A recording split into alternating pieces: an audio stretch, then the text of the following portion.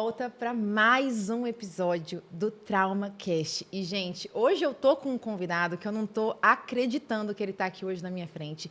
Eu literalmente manifestei que ele estivesse aqui, ou melhor, para a gente usar as palavras do público que talvez assista a gente hoje, eu profetizei que ele ia estar aqui.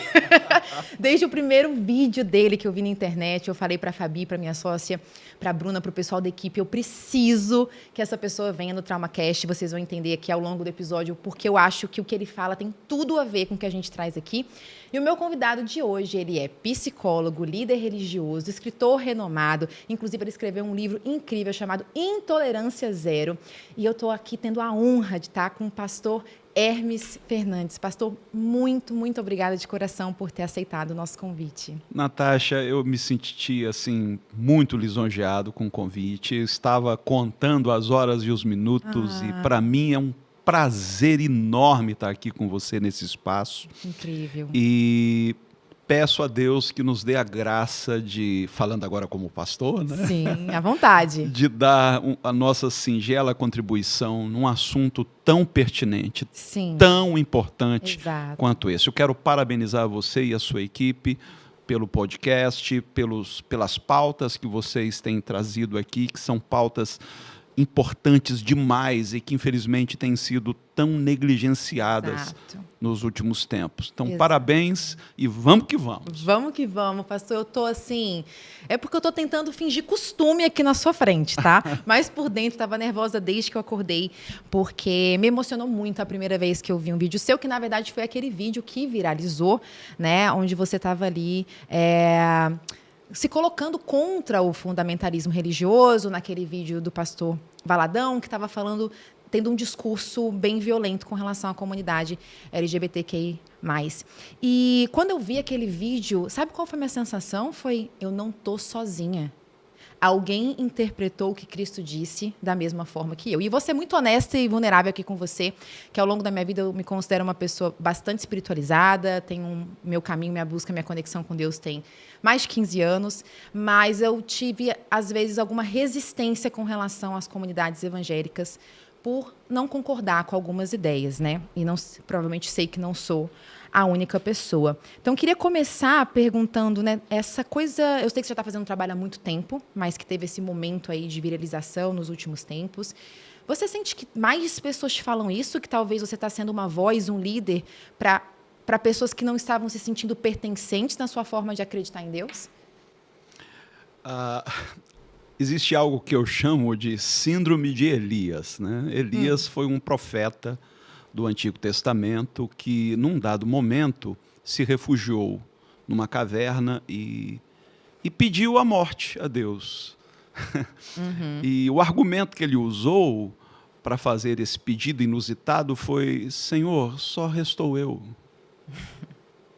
E eu não estou aguentando mais ser essa voz dissonante, estar sozinho. E Deus teria respondido a ele: você está enganado. Porque ainda há 7.000 pares de joelhos que não se dobraram a isso que está aí. Uau. Então levanta e coma e tome o caminho da roça, porque você ainda tem uma longa jornada pela frente. Uau. E durante algum tempo, Natasha, eu senti isso, sabe? Eu senti que eu estava nadando contra a maré sozinho. E, de repente, eu me vejo numa situação, depois desse vídeo ter viralizado, que comprova que eu estava redondamente enganado. Não estou sozinho. Não. Tem muita gente que pensa como eu e que talvez não tenha uma projeção, talvez não tenha tido a oportunidade de se fazer ouvir. Às vezes tem dificuldade de verbalizar. Às vezes não tem o arcabouço teológico para... O conhecimento que você adquiriu, né, há tantos anos. Exato, para articular aquilo, mas tem o sentido. O sentido. Tem uma passagem onde o apóstolo São Paulo diz, na sua carta aos Filipenses, que nós devemos ter o mesmo sentimento que houve em Cristo. Às vezes a gente não consegue chegar a um denominador em termos de opinião, a gente diverge numa coisinha, em outra, porque Que é normal do ser cada um humano, tem né? o seu know-how, sabe, o seu Sim. background, cada um tem a sua trajetória, então é difícil concordar em tudo. Mas o mais importante não é ter a mesma opinião sobre tudo. A gente pode, por exemplo, divergir ideologicamente, politicamente, enfim, em alguns dogmas religiosos. Mas o que é mais importante é que tenhamos o mesmo feeling, estejamos na mesma sintonia, na mesma frequência de amor. Exato. E uma das coisas que mais me tem proporcionado alegria nos últimos tempos, principalmente depois que o vídeo viralizou, é ter furado a bolha, sabe? É estar falando com pessoas de tradições completamente diferentes. Então, eu Sim. tenho ali... Essa semana, por exemplo, eu fiz uma live com uma mãe de santo Uau. de Salvador. Uau! E que live rica, produtiva, maravilhosa em todos os sentidos. E eu vim saber que ela era mãe de santo no transcorrer da live. Quando ela me convidou, não sabia. Uau, uau. E, aliás, pelas primeiras perguntas, eu até supus que ela fosse evangélica. Na metade do caminho, ela diz, eu herdei o trono do meu pai, que era um pai de santo muito conhecido na Bahia. E Uau. eu herdei esse trono. Eu falei, que coisa maravilhosa poder estar conversando com alguém de uma tradição tão diferente da minha e a gente encontrar tantos pontos de convergência. Isso é maravilhoso. O amor é esse ponto de convergência, amor é né? esse ponto Precisa ser o principal ponto de convergência, porque se não for, qual é o ponto da gente estar falando de espiritualidade? Exatamente. Então, hoje nós temos nas redes sociais a companhia de pessoas do kardecismo, da Umbanda, do Candomblé, pessoas que se dizem ateístas, agnósticas, pessoas dos mais diversos segmentos sociais. Eu tenho a alegria hoje de ter a companhia de muitos artistas, jornalistas, humoristas, enfim, médicos, advogados, donas de casa, enfim, Uau. pessoas de todos os níveis, de todos os tipos, de todas as etnias, de todas as tradições religiosas, mas que têm em comum uma coisa. Exato. Pegaram o fio da meada, sabe? Perceberam que a proposta do Cristo não é outra que não seja o amor. Uau, uau. O resto são assuntos periféricos sobre os quais a gente pode eventualmente discutir, Exato. mas o centro, sabe? Exato. O mais importante que não pode ser negligenciado é o amai-vos uns aos outros como eu vos amei. Exato. Disso a gente não abre mão. E furar a bolha me lembra muito a história de Jesus, inclusive, né? Porque Jesus não falava necessariamente só para um público ou para outro, é para todos que pudessem e quisessem ouvir, né? Então, quando você fala dessa forma e coloca o amor no centro da mensagem, dá para sentir, sabe? Que dá para sentir num lugar além das palavras, e tem muitas coisas que eu quero endereçar aqui hoje. Mas para a gente começar e fazer uma introdução, caso você, por alguma loucura, ainda não conheça o pastor Hermes, por alguma eventualidade, eu sei que você veio, na verdade, de um berço evangélico já, né? A sua família já tinha uma tradição dentro da igreja evangélica, e eu fico me perguntando se isso como que isso acabou definindo a sua trajetória? Você hoje tem um posicionamento, né, de confrontar o fundamentalismo religioso, o extremismo, né, de um posicionamento a favor dos direitos humanos, né, da liberdade das pessoas, o que eu particularmente acho maravilhoso. Mas você acredita que em algum momento a gente poderia considerar que você já teve também um pensamento mais fundamentalista ou não? Você, desde o berço, percebeu que não era por aí que você queria ir. Como que é a sua história? Como você construiu esse pensamento para chegar até aqui? Bem, eu sou a terceira geração de pastores, né? Meu avô foi pastor das Assembleias de Deus, uma igreja extremamente conservadora e, na época dele, muito mais do que hoje, né? Meu pai foi pastor, um dos líderes do movimento neopentecostal no Brasil. Uau! E eu cresci, né, nesse meio conservador, fundamentalista. Mas algumas coisas contribuíram para que, aos poucos, bem aos poucos, eu passasse por um processo de desconstrução, que, na verdade, começou muito cedo. Por exemplo, aos 9 anos de idade, eu pedi ao meu pai para ser batizado, ele não queria me batizar, me achava muito novo, eu insisti com ele e finalmente ele cedeu. E eu fui batizado. E se ouvia muito falar sobre a perseguição contra cristãos e cristãos que estavam morrendo por causa da sua fé. E eu crescendo ouvindo isso, nutria aquela fantasia de um dia eu vou sofrer por amor à minha fé. Como Jesus sofreu na cruz. Eu achava tudo isso muito lindo, muito romântico. Até que um dia, em sala de aula, eu resolvi confrontar uma professora minha por uma questão religiosa. E eu já estava, à época, sofrendo bullying na escola por conta de uma personagem do Chico Anísio chamado Tim Tones. Tim Tones era uma paródia de um pregador norte-americano que havia sido responsável por um suicídio coletivo de 900 pessoas. Eu lembro. Não estava lá, mas eu acho que eu já ouvi falar dessa história. Foi uma coisa que chocou a sociedade, um genocídio enorme ali. Né? Foi. E, na época, o Chico Anísio criou essa personagem, Tim Tones, onde ele, no final do sermão, dizia: vamos passar a sacolinha. E quando na escola souberam que eu era filho de pastor, imagine o bullying, né? Vamos passar a sacolinha, Tim Tones, Tim Tones. E nesse dia, eu confrontei minha esposa, da onde eu tirei a esposa? Esse é ato que falho. está pensando bastante na esposa, porque ama muito falho. A esposa. Mas eu confrontei minha professora e, no final, 9 colegas me cercaram na saída e me deram uma surra. Nossa. Me chutaram, me socaram, e eu consegui escapar deles, me refugiei atrás de um balcão de uma farmácia, no bairro de Quintino Bocaiúva, bairro do Zico. E quando eu cheguei em casa, eu cheguei tão contente de ter passado por aquilo. Você chegou contente, que curioso. Que eu disse para o meu pai: pai, hoje eu sofri por amor a Cristo. A nossa casa já havia sido apedrejada algumas vezes, a gente morava próximo da igreja. Apedrejada? Por conta da intolerância religiosa? Por conta da intolerância religiosa. Nosso carro foi apedrejado pelo menos uma vez, a igreja era apedrejada constantemente.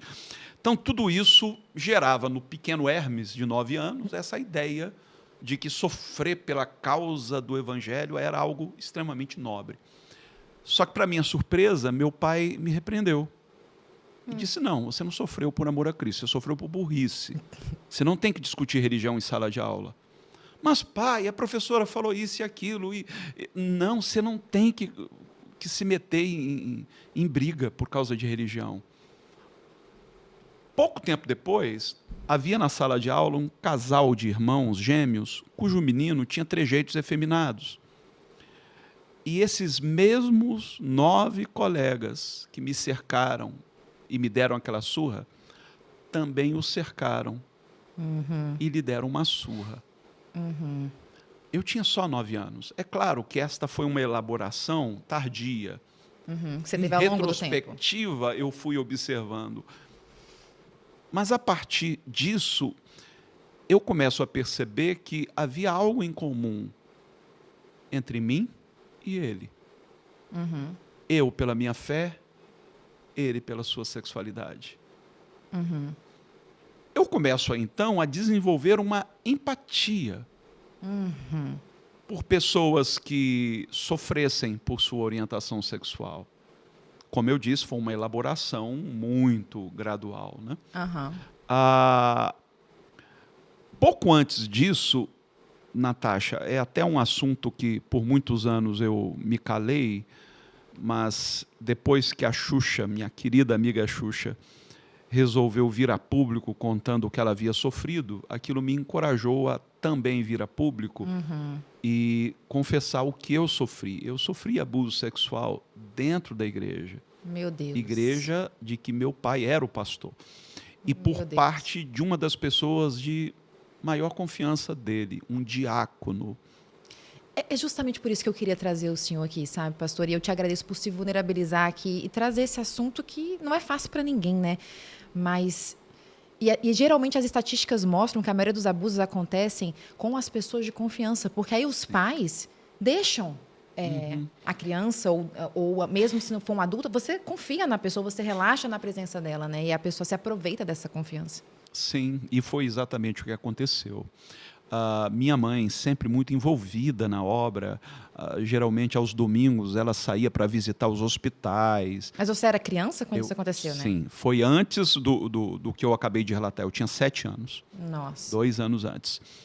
E num desses domingos, minha mãe saiu para fazer o trabalho evangelístico dela. Meu pai também, sempre muito envolvido com os cultos, nos deixava a mim e aos meus irmãos sob os cuidados deste diácono. E ele se aproveitou dessa confiança. E eu tinha apenas 7 anos. Imagine o que isso não gerou em mim. Não, é um trauma dificílimo, né, da gente lidar, ainda mais quando acontece na criança. E a gente já sabe hoje, pelos estudos, que quanto mais precoce um trauma, piores são as consequências, né? Porque o cérebro está em desenvolvimento. Então, assim, uma dor. Sinto muito que você tenha passado por isso. Sim, mas é interessante, Natasha, porque uma das perguntas com que eu mais me deparo, principalmente dentro da clínica, e principalmente de quem veio deste meio religioso, é por que Deus permitiu isso, né? Por que não houve uma intervenção divina que impedisse isso? E eu não vou teologizar, eu não quero colocar Deus nessa equação. Mas, geralmente, a resposta que eu dou é: ok, aconteceu, foi doloroso, teria sido infinitamente melhor que nunca houvesse acontecido. Mas estas feridas, de certa maneira, referindo-me a mim agora, me credenciaram para poder cuidar de quem eventualmente tenha sofrido algo parecido. Exato. Então, quando alguém me procura hoje na clínica me dizendo que sofreu abuso, e principalmente dentro de um contexto parecido com o meu, a empatia é imediata, porque eu sei do que a pessoa está falando. Exato. E a dor é muito grande quando a gente está falando de um trauma tão veemente vivido dentro do contexto religioso, porque o contexto espiritual e religioso deveria ser o lugar onde a gente é acolhido e amado.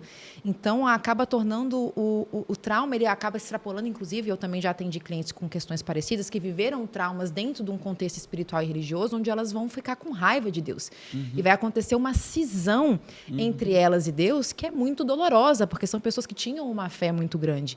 Elas se sentem traídas, de fato, como você acabou de falar. Então, eu acho que é ainda mais importante a gente falar sobre tudo isso que está acontecendo, né, dentro dos ambientes religiosos e que talvez tenha a ver com um moralismo muito grande. Qual a sua visão, né, de por que isso acontece dentro do ambiente religioso? Natasha, a conclusão a que eu cheguei é que quanto mais moralismo, quanto mais discurso moralista, maior a perversão que se esconde por trás dele. Sim. E isso tudo fez com que eu começasse a questionar. Questionar o que eu ouvia. Esse rapaz, por exemplo, que cometeu o abuso, ele parecia uma pessoa extremamente espiritualizada. Ele era o companheiro de oração do meu pai. Nossa. Ele morava na igreja.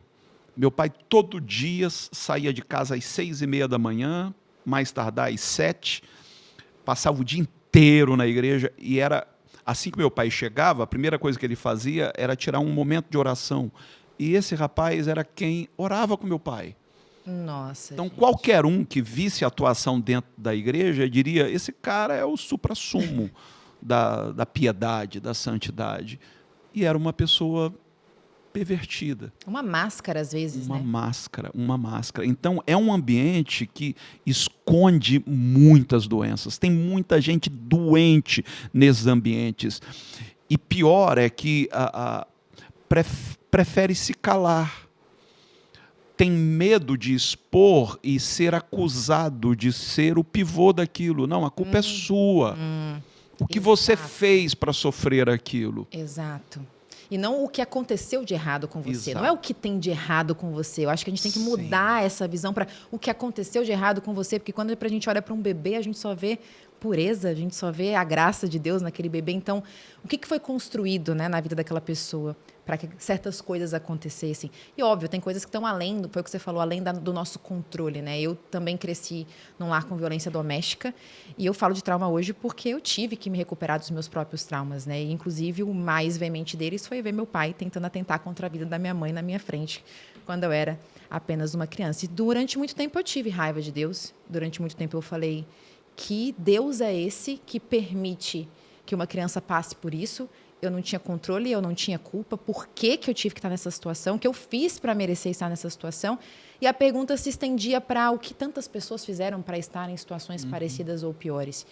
E a minha jornada espiritual me levou para um lugar bem profundo, que não sei nem se é o caso a gente falar aqui, sobre entender a dualidade, o bem e o mal, enfim, outros assuntos, mas eu sinto que, no meu caso, o que eu vivi me trouxe até aqui. E eu posso falar de trauma e ajudar milhares de pessoas, porque eu sei da onde eu estou falando. E hoje eu sou grata por ter passado por absolutamente tudo. Acho que é um lugar que não é talvez possível para todas as pessoas de chegar, por questões estruturais, de acesso a tratamento e outras coisas. Mas será que, no seu caso, você sente que Deus estava te preparando ao longo de toda essa sua história para você fazer o que você faz hoje? Não tenho dúvida disso. Não tenho dúvida disso. Como psicólogo, eu digo aos meus pacientes que não há como a gente entrar numa máquina do tempo e voltar lá atrás e refazer nada ou impedir que alguma coisa aconteça. Quando inventarem a tal máquina do tempo, provavelmente eu seria o primeiro candidato. Eu sou aficionado por esse tema de viagem no tempo. Que legal. Mas está em nosso poder ressignificar. Exato. Exato. E ressignificar, por mais doloroso que seja, é necessário. É você conseguir extrair de algo absolutamente horrível, Exato. algo de bom. Exato. Quer dizer, tudo aquilo, de alguma maneira, colaborou para que você se tornasse quem você é. E a gente não está defendendo o sofrimento. Não, né? de maneira nenhuma. É claro que, como você disse, seria preferível que nada disso acontecesse. Mas uma vez que aconteceu e não temos ainda essa máquina do tempo, o que a gente pode fazer com isso? Porque enquanto a gente não ressignifica, a gente continua refém da dor que aquele perpetrador causou em nós. E quão violento é, além da gente ter passado por aquilo, a gente continuar sofrendo todos os dias, porque é isso que acontece, né, na vida das pessoas traumatizadas. Não sei se faz sentido para você. Não, tô completo.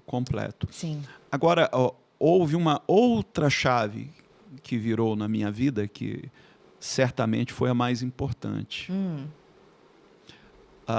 Apesar desse trauma, eu me apeguei com Deus. Uhum.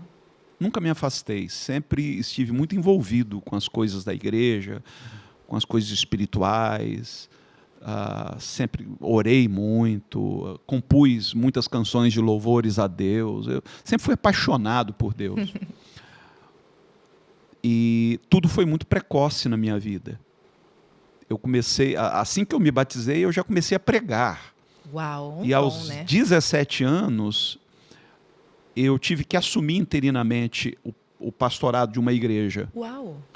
E comecei ali meu ministério. Por isso que eu digo, eu sou pastor há 36 anos, estou com 53. Eu comecei muito precoce. E me casei muito cedo também, por força da religião, né? Porque tem todo aquele tabu em torno do sexo. Ixi, esse é um assunto que eu quero falar depois, hein, pastor? Ótimo. Eu tenho aqui uns assuntos polêmicozinhos, se não tiver problema para você, que eu queria tocar mais pra frente. Nenhum problema. Mas a minha primeira filha, minha primogênita, Rayane, meu anjinho, ela nasceu com deficiência. E isso me gerou uma angústia e questionamentos, e isso colocou minha fé na berlinda.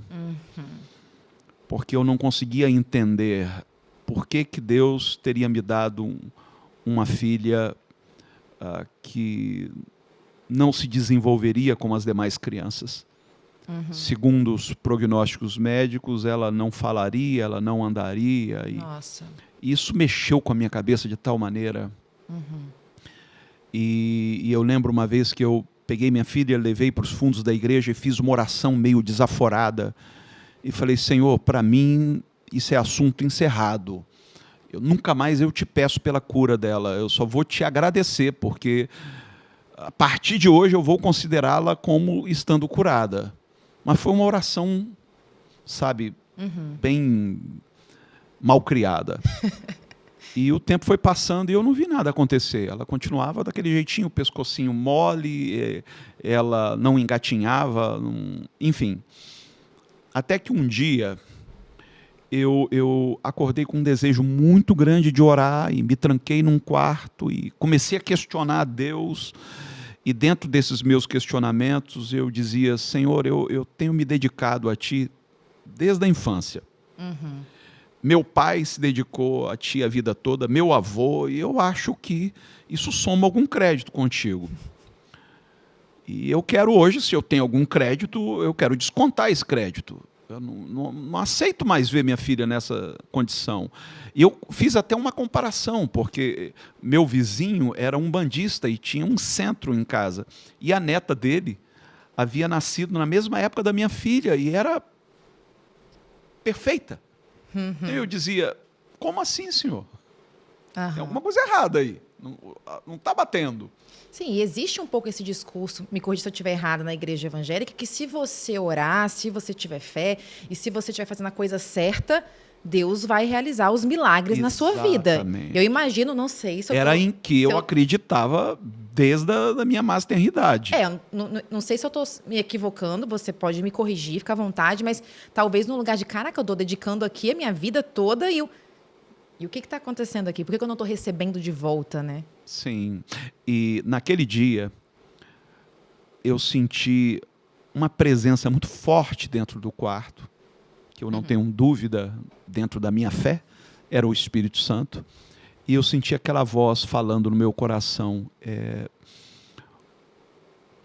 o que eu faço na vida do ser humano não é por méritos. As tuas boas obras não te fazem meu credor. O que eu faço na vida do ser humano é pela minha graça. Graça, para mim, era um conceito muito abstrato, era um conceito aprendido na escola dominical, no seminário teológico, mas eu nunca me debrucei sobre esse conceito, era só mais um conceito teológico. Naquele dia, aquilo pela primeira vez fez algum sentido para mim. Eu ainda tentei argumentar, falei: não, que eu saiba, se eu quero alguma coisa de Deus, eu tenho que somar um número de créditos e descontar no caixa celestial. As minhas obras, meus jejuns, minhas orações, tudo que eu já fiz. E aquela voz insistiu: não, você entendeu tudo errado.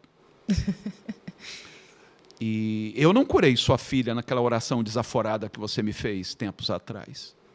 Uau. Qualquer coisa que eu tenha feito ou vá fazer na vida da tua filha não é atendendo a uma oração daquela, é pela minha graça. Ok. Eu saí daquele dia, foi um dia inteiro muito intenso de oração, e pela primeira vez eu marquei um culto de ação de graças pela vida da Rayane. Eu mantinha a Rayane escondida do olhar curioso do rebanho. Eu não queria que as pessoas ficassem fazendo perguntas e pusessem em xeque a minha fé ou a minha vida com Deus, ou, sabe, começassem... Tipo, que tem uma, não sei, também me corrija se eu estiver errado, uma coisa de, levanta-te, anda-te, umas coisas assim, por isso? Não é propriamente isso, mas aquele moralismo adoecedor faz com que as pessoas levem tudo para esse campo. Então, se tem algo errado na sua vida, você deve estar escondendo algum pecado, sabe? Entendi. Alguma coisa aí não está bem. Tem algo que você não está mostrando. Exato. São os amigos de Jó, né? Quando Jó perdeu tudo, os amigos vieram e começaram a dizer: cara, confessa logo, o que você fez? É o que mais tem no meio religioso. Entendi. Tudo acaba descampando para essa questão moralista. E eu queria... Você disse que eu queria proteger minha filha. Na verdade, eu queria proteger a mim. Essa era a verdade. Porque eu estava vivendo uma espiritualidade ensimesmada, autocentrada. Eu não queria que a condição da Rayane minasse a minha credibilidade como pastor. Olha que loucura. O que o fundamentalismo não faz com a cabeça da gente? E que corajoso de você falar sobre isso, Sim, sabe? Não. Porque isso incentiva pessoas que também colocaram máscaras para serem aceitas nesses meios espiritualistas, de também falarem, de se questionarem. E tá tudo bem a gente se questionar. Sim. Naquele dia, eu trouxe a Rayane diante dos irmãos da igreja e disse, gente, que está minha filha, olha, ela não anda, não fala, foi desenganada. A médica da equipe que cuida dela teve uma reunião comigo esses dias e disse que não há mais o que se fazer. Mas eu queria que vocês soubessem que eu tive uma experiência essa semana onde o Senhor falou comigo que o que Ele tiver que fazer é pela graça dEle, não é pelas minhas obras, pela minha santidade, é pela graça dEle. Aí nós oramos, agradecemos, isso era uma quinta-feira, porque ela estava fazendo 6 anos. Quando foi no domingo, Natasha, culto transcorrendo normalmente, a gente sempre deixa o momento de ofertas para o finalzinho. Uhum. E no momento das ofertas, Rayane sentada lá no finalzinho com a mãe dela, como sempre fazia. A mãe dela tirou um dinheiro para ofertar, ela tomou o dinheiro da mão da mãe dela, levantou e saiu andando. Atravessou o corredor inteiro da igreja, uma igreja muito grande. Como assim? Eu fiquei sem ação, eu não sabia. Do nada ela levantou? Do nada, ela nunca tinha nem engatinhado. Ela foi lá na frente, entregou a oferta na minha mão, em vez de colocar no gasofilácio, deu um sorriso e a igreja toda assim, ninguém sabia o que fazer. Uau. Ela voltou para o lugar e a partir daí nunca mais parou. Eu tive a alegria de entrar no consultório da médica que a desenganou com ela andando. Meu Deus. Ela continuou sendo uma pessoa com deficiência, ela ainda tem dificuldades com a fala, enfim, continua sendo a pessoa que era, mas deu um salto muito grande, porque uma pessoa que não anda não tem a mesma autonomia, né? Sim, sim. De movimento. Você pode imaginar a repercussão que isso teve na minha espiritualidade? Meu Deus, isso acho que talvez tenha sido uma das experiências mais marcantes da sua vida. Para mim seria, me colocando no seu lugar. Virou uma chave. Porque a partir daí, eu não podia mais pregar o que eu pregava. Eu levava as pessoas a um entendimento que hoje eu julgo falso, de que a relação delas com Deus estava pautada no mérito. Sabe? Era uma espiritualidade meritocrática. Então, você quer ganhar alguma coisa de Deus? Faça algo para merecer. E agora eu vejo que não é assim que Deus se relaciona com a gente. É que o amor dele é tão incondicional que não faz sentido ele se relacionar dessa forma, como se fosse um comércio, né? Sim. Como se o amor dele por mim, a graça dele por mim, dependesse ou não de algo que eu faço ou deixo de fazer, porque isso vai contra a definição do que é amor incondicional, que para mim é o que é Deus. Agora, imagina, quando eu comecei a pregar essa nova percepção que eu tinha do Evangelho, o que eu não enfrentei, a começar com o meu próprio pai. Porque o meu pai era o líder da denominação, era o presidente. Ele tinha, aqui no Rio de Janeiro, eram quase 400 congregações que ele presidiu aqui no Rio de Janeiro. E você já começou mudando seu discurso depois disso? Ele começou a achar que não dava para a gente continuar caminhando juntos. Um dia eu recebo uma carta, ele me dispensou da igreja dele por uma carta, dizendo, não dá para a gente caminhar juntos, você tem uma visão muito diferente. E eu, na época que ele me dispensou, eu tinha 3 filhos para criar, eu tinha contas para pagar, e de repente me vejo, sabe, sem chão, o que eu vou fazer da minha vida? Enfim, é uma história muito longa, eu não quero entrar em detalhes. Mas eu tô amando saber essa história, porque o seu propósito é tão bonito e as pessoas, muitas vezes eu recebo essa pergunta, Natasha, como eu encontro o meu propósito, como eu encontro o que eu vim fazer aqui no planeta, e eu sinto que é uma jornada, sabe? Sim. Não é uma única coisa, uma única mensagem que você recebe, é uma jornada que tem, assim como a jornada de Jesus também foi, tem os seus momentos de questionamento, as dificuldades, os altos, os baixos, né? E eu, na verdade, estou amando. Vocês aqui acham que a gente pode continuar um pouquinho nisso aqui, né? Se estiver tudo bem para você. Mas realmente, até chegar aqui, é uma história muito longa. Mas pelo menos dá aos nossos espectadores uma ideia de que não foi da noite para o dia. Eu tive que, a partir desta chave que virou, eu tive que revisitar cada tópico da minha fé. Foi a época que eu entrei para a faculdade de psicologia, que, diga-se de passagem, me ajudou muito. Que incrível. Eu comecei a ver que a teologia era extremamente presunçosa, porque queria dissecar Deus. Então, quando eu ingresso na faculdade de psicologia, que foi a antiga Universidade Gama Filho, eu fui colega do Silas Malafaia, inclusive. Como assim, colega? Fomos colegas. Mas o Silas Malafaia fez psicologia? Fiz psicologia. Gente, não parece não, na Não. minha humilde opinião, já que é pra ser polêmica. A última coisa que eu chutaria na vida que ele fez foi uma faculdade de psicologia. Eu já tive com o Silas alguns debates muito acalorados. Eu fui debatedor de uma rádio evangélica muito popular aqui no Rio de Janeiro, aqui próximo, inclusive. Aham. E tive uns pegas para capar com ele várias vezes. Gente. Quando ele me via, ele ia dizer... Lá vem aquele cara que vai me questionar de cima a baixo. Enfim, mas... E revisitando os tópicos da minha fé, eu comecei a perceber que havia alguns elementos que não coadunavam, que não tinham mais liga. Eu falei, não dá. Eu não vou pregar isso. Por exemplo, a questão envolvendo a sexualidade é uma delas. Sim, pois é, esse é um tópico que eu queria trazer aqui, né? Porque, obviamente, o meu conhecimento ele é superficial por nunca ter estado dentro do meio evangélico, mas, pelo que as pessoas dizem, existe segundo eles, dizem uma interpretação bíblica de que o homossexualismo seria pecado. Essa é a sua visão? Existe isso mesmo na Bíblia? Olha, tudo que diz respeito a sexo dentro da igreja é um tabu. Então, o sexo, por exemplo, fora do casamento, Sim. E isso faz com que muitos jovens evangélicos acabem se casando precocemente. Então, você vê lá uma galera com 18 anos já está se casando porque quer ter sexo e não pode, porque a igreja proíbe, né? Como se também, será que todo mundo fica assim sem se pegar só porque tá falando? Nada. Eu vou fazer uma pergunta aqui. Será que os hormônios realmente da adolescência, o povo tá... Enfim. Acontece de um tudo. Mas, como toda questão relacionada a sexo é um tabu, imagine a homossexualidade no que ela se constitui para a mentalidade fundamentalista. É a abominação das abominações, né? Nossa. Para a mente fundamentalista não haveria pecado mais grave do que a homossexualidade. Sério que esse é o pecado mais grave? Sim. Dentro do campo do moralismo, sim. Tá. Há o chamado pecado contra o Espírito Santo, que para eles é o pecado imperdoável. Não vem o caso discutir isso aqui, Sim, que é um tá. assunto mais teológico. Mas dentro do campo da moralidade, a homossexualidade é imperdoável. E eu digo mais, na verdade a igreja ela não tem problema com a homossexualidade. Parece que eu estou me contradizendo, mas eu vou me explicar. O problema é com a verdade. Como assim?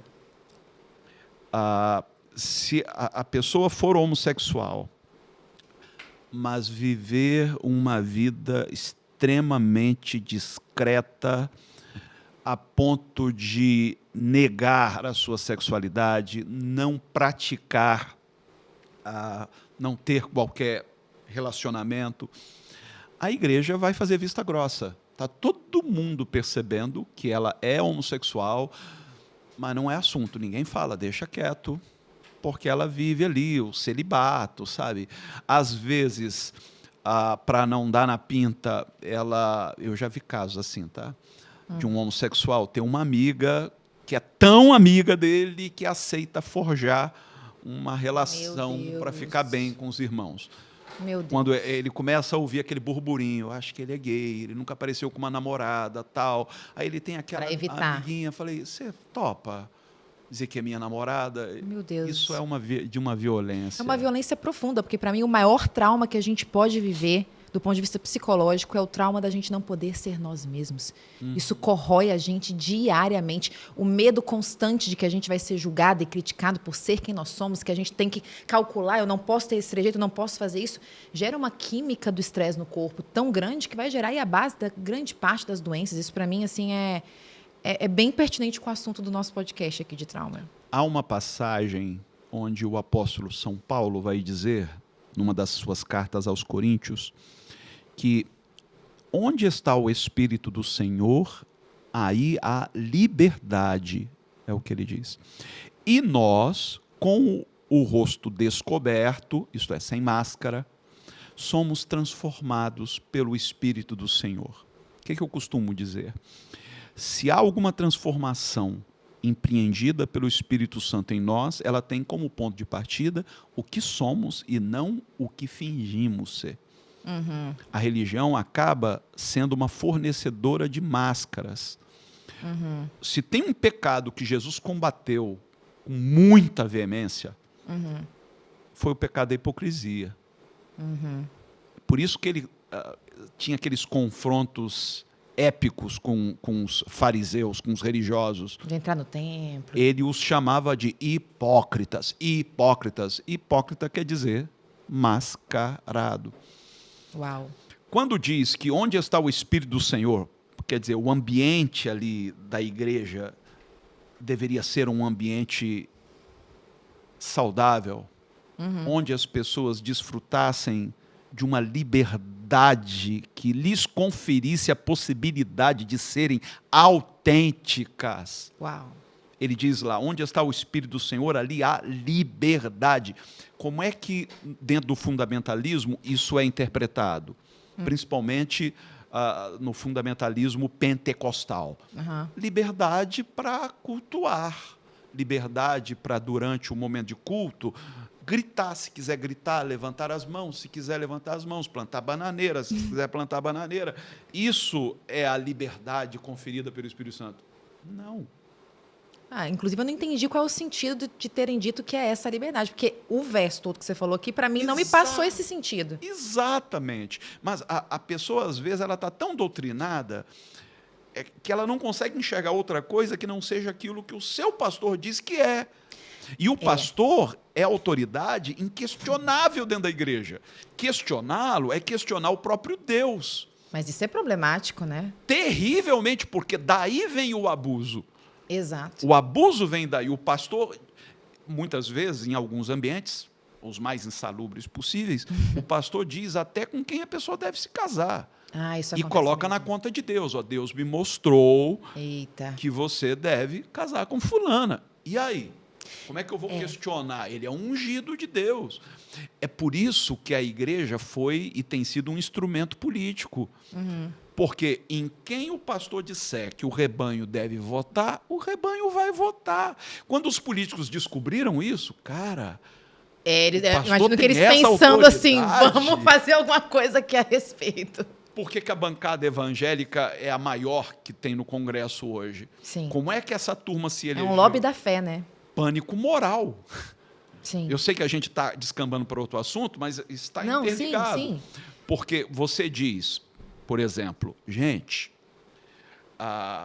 estão querendo passar uma lei que vai obrigar pastores a celebrarem uniões homoafetivas. E o pastor que se negar a fazer esses casamentos será preso. Então, nós temos que eleger alguém que fale por nós lá dentro e não permita que uma lei dessa passe. Isso aí foi 2008, mais ou menos. Passou essa época, aí começou a ideologia de gênero. Estão querendo transformar nossos filhos em gays. Olha que loucura fica na cabeça dos pais. Meu Deus. Ouvindo isso todo santo dia, todo santo dia. E a classe política só se locupleta dessa ingenuidade do rebanho. É porque não tem, a minha opinião é que não tem um ensejo da maioria das lideranças religiosas de fazer a pessoa pensar por ela mesma, dela ter senso crítico, dela tomar as próprias decisões, até porque as consequências quem vai colher é ela, né? Então, essa coisa de colocar, não só isso na religião evangélica, mas em várias, o líder espiritual como um guru, alguém que você tem que seguir cegamente, porque é mais fácil ter alguém dizendo para você o que fazer, ao invés de você refletir e tomar suas próprias decisões, porque para tomar boas decisões você vai ter que passar por um processo de autoconhecimento, você vai ter que refletir, você vai ter que entender o que está acontecendo na sua própria vida. Não sei se faz sentido para você o que eu estou falando. Então, total. E quando eu dependo de alguém externo para tomar minhas próprias decisões, inclusive porque a gente pode se conectar diretamente com Deus, essa é a minha opinião. Não sei se você concorda com isso, mas eu não preciso de intermediários para falar com Deus, porque eu já posso falar com Deus. Eu já vivi várias experiências de falar com Deus. Depois até a gente pode falar sobre isso, porque tinha a ver com os meus traumas.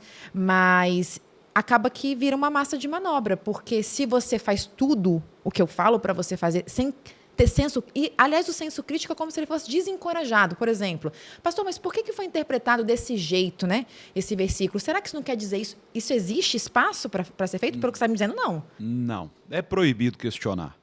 E a pessoa que questiona leva logo a pecha de rebelde. E quando a pessoa leva essa pecha de rebelde dentro do contexto de uma igreja fundamentalista, ela sofre ostracismo. Então, os outros membros são orientados a nem cheguem perto. Eita. Ela está leprosa.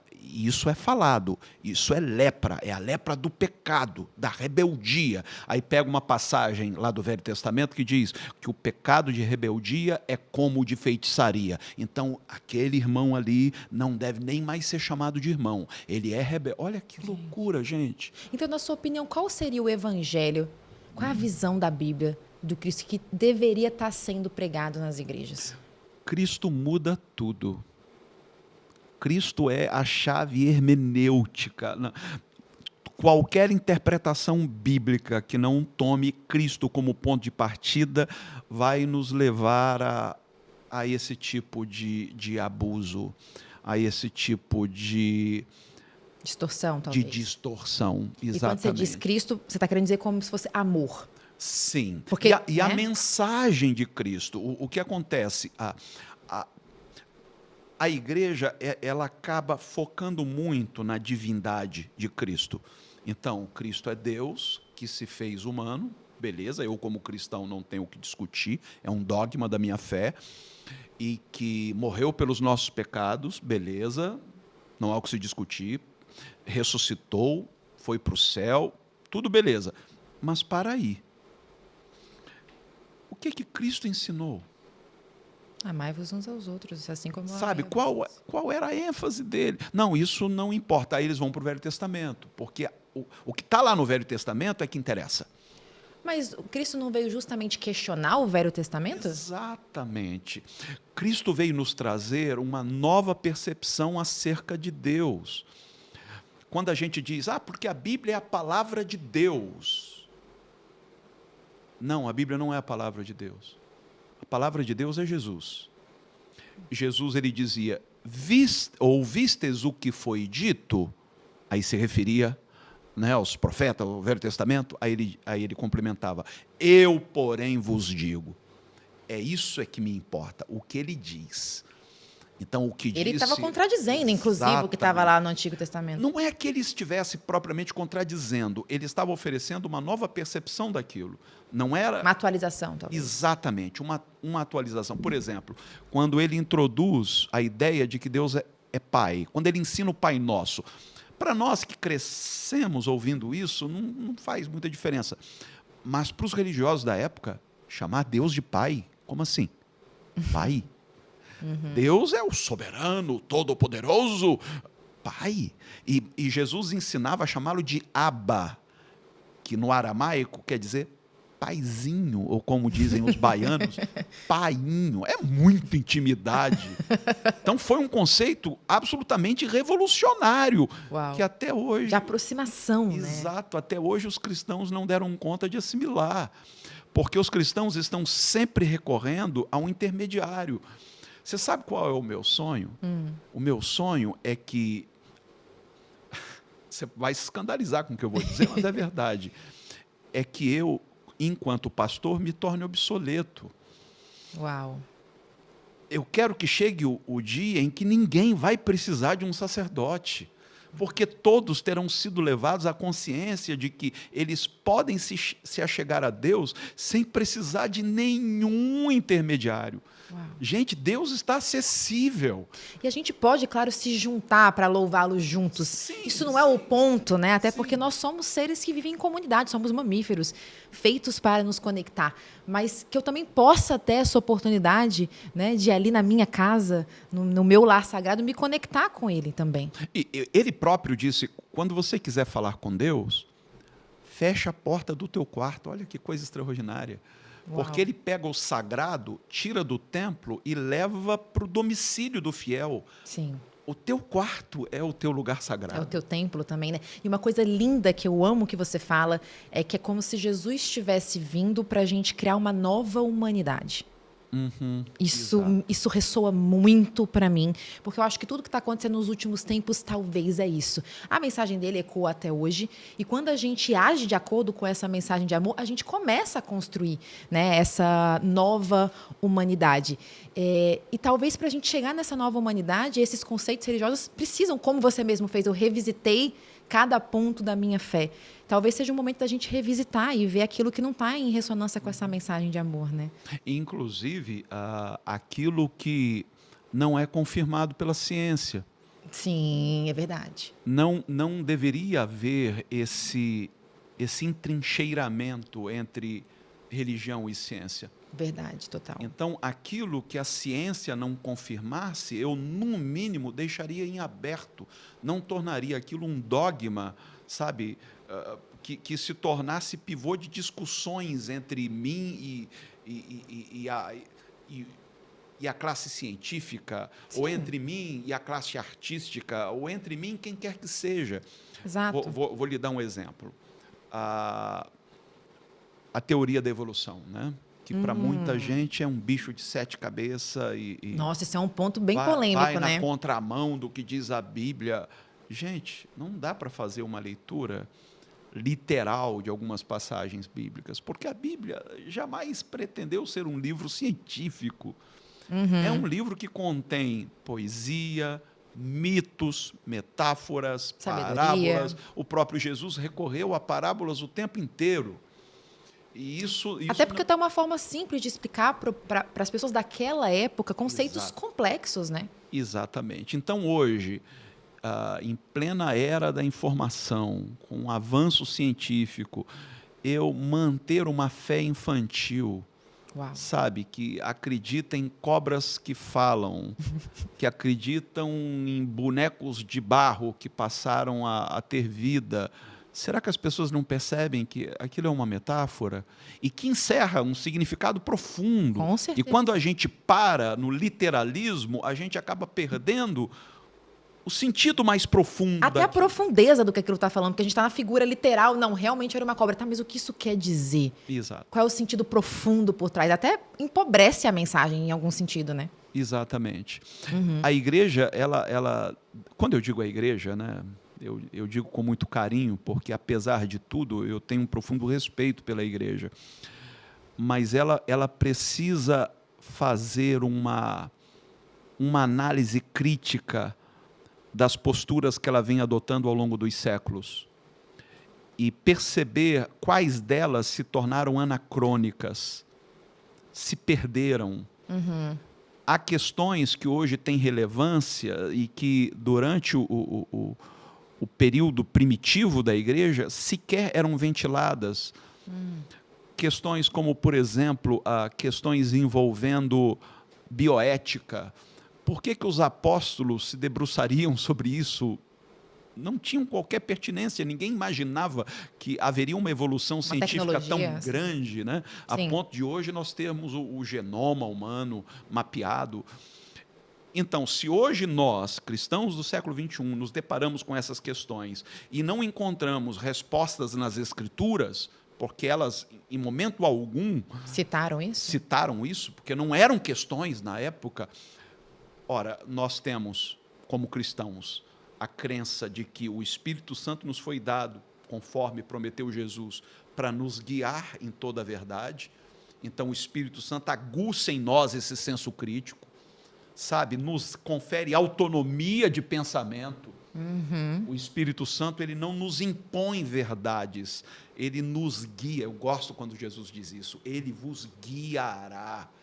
Então, é um processo meio que parecido com a maiêutica de Sócrates, sabe? Ele vai te guiar.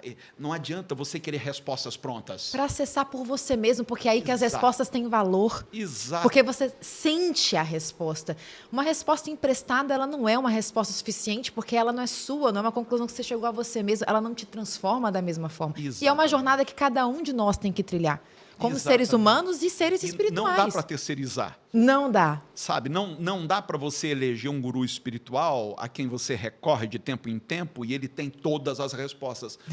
Isso vai te manter na infância e, o pior, vai te colocar numa posição de vulnerabilidade em que você corre o risco de sofrer abusos. Então, não vale a pena. Agora, o caminho da maturidade é o caminho da autonomia de pensamento e da autenticidade. Uau. É você ser quem você é. E você não tem que pedir licença para ser quem você é.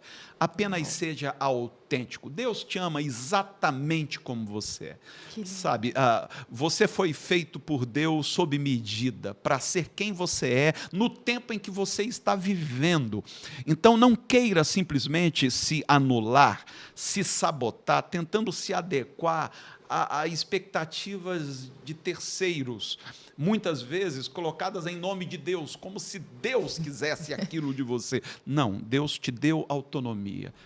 Cresça, deixe a infância espiritual, caminhe com as suas próprias pernas, porque isso não só vai te proporcionar momentos assim de muita alegria, de muita satisfação, como também vai te blindar contra muito abusos. Exato. Vai ser preventivo, vai te poupar, muitas vezes, de traumas que você poderia adquirir ao longo do caminho. Então, seja autêntico. Nossa, e eu fiquei até emocionada enquanto o senhor falava aqui, porque eu acho que essa mensagem literalmente salva vidas. E aí, quero começar a entrar um pouquinho no tema do trauma no contexto religioso. Por tudo que a gente está falando aqui, é óbvio e acho que você vai concordar que muitas pessoas vivem traumas profundos dentro de um contexto religioso e de um contexto espiritual. Inclusive esse trauma de não se sentir pertencente, de não sentir que é possível ser quem se é dentro do contexto religioso. E eu sei que pessoas muitas vezes chegam a atentar sobre as suas vidas, né? Ou a pensar sobre isso por causa desses dogmas todos. Como tem sido você pregar essa mensagem de amor? Você tem recebido pessoas, famílias, agradecendo, falando que desistiram, por exemplo, de cometer suicídio? Como tem sido isso? Natasha, você sabe, a gente sofre muitas críticas. Esse é um assunto até que eu ia perguntar depois. Não tem um santo dia que eu não receba alguma mensagem, algumas até com teor ameaçador. E o que me dá força para continuar é o feedback positivo que eu recebo de pessoas que me dizem coisas do tipo: eu estava decidido a dar cabo da minha vida quando eu me deparei com um vídeo seu e acendeu uma chama de esperança em mim. Isso, para mim, esse é o meu salário. É isso que me faz querer continuar, apesar de todas as críticas que eu recebo. Por causa dos posicionamentos que temos adotado, muitas portas se fecharam para nós. Então, eu era convidado a pregar em tantos congressos, em tantos eventos, no Brasil e fora dele. Para você ter uma ideia, anos atrás, o que eu recebi de convites na Europa para pregar, em vários países, da última vez que eu estive na Europa, finalzinho do ano passado, eu passei 3 meses na Europa, e eu pretendia até deixar o país de vez por conta das ameaças que eu estava recebendo, e as mesmas portas que antes estavam abertas para mim se fecharam. Meu Deus. Por conta dos meus posicionamentos. Então eu fui chamado de herege. Eu sou chamado falso profeta, essas coisas todas, né? Mas quando eu paro para ver o outro lado, de quantas pessoas estão sendo restauradas, de quantas pessoas estão, inclusive, retornando à fé cristã. Exato. Mesmo não estando vinculadas diretamente a uma instituição, porque elas dizem: cara, eu te ouço aqui, acho tudo legal, faz sentido, aí eu me pacifico, vou para a igreja. Aí chego lá, ouço outra coisa, e digo: o que eu faço da minha vida? Por isso que eu comecei recentemente uns encontros no Zoom para essas pessoas, porque elas querem congregar de alguma maneira, mas não encontram um espaço físico onde elas sejam acolhidas. E imagino que você está inspirando outros pastores e pastoras que talvez também já estavam questionando alguns pontos da sua fé, sim, a terem a coragem também de começar a falar isso nas suas congregações. Mas este tem sido um outro problema, Natasha. Ah, é? Porque... Então estou sendo talvez um pouco esperançosa. Não, de fato tem acontecido. Tem acontecido, sim. Mas também tem aqueles que concordam comigo em off, que dizem, cara, o que você está falando faz todo sentido, é isso mesmo e tal, ó, te dou uma força e tal. E você? Cara, você sabe, eu sou escravo da instituição.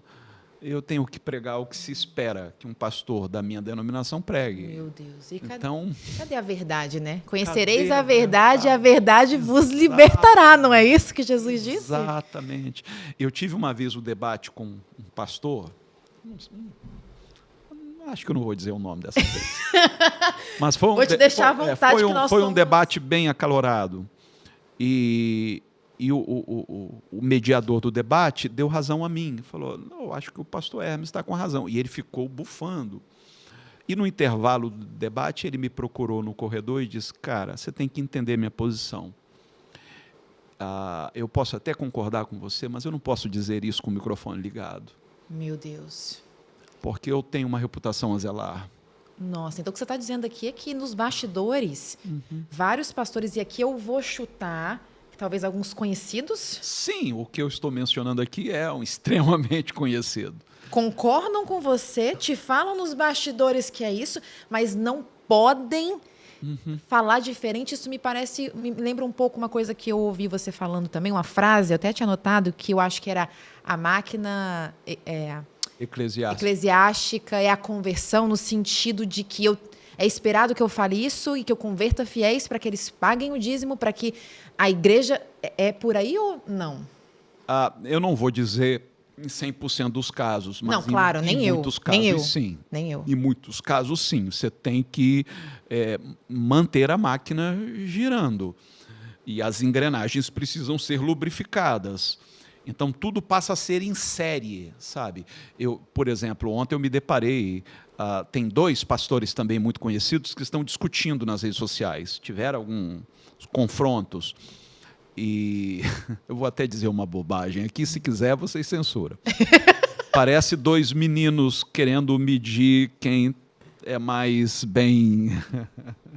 Bem dotado. Bem dotado. Quem é o mais importante, quem é o mais bambambam, quem é o mais poderoso. É de uma pequenez tão grande. Aí um disse, porque o fulano pregou no mesmo congresso que eu, e quando fez um apelo, só 6 almas se converteram. Já comigo, eu paro assim e digo, cara... Essa é a métrica? Quantas almas? Tanta coisa importante, sabe? Tanta coisa para a gente discutir.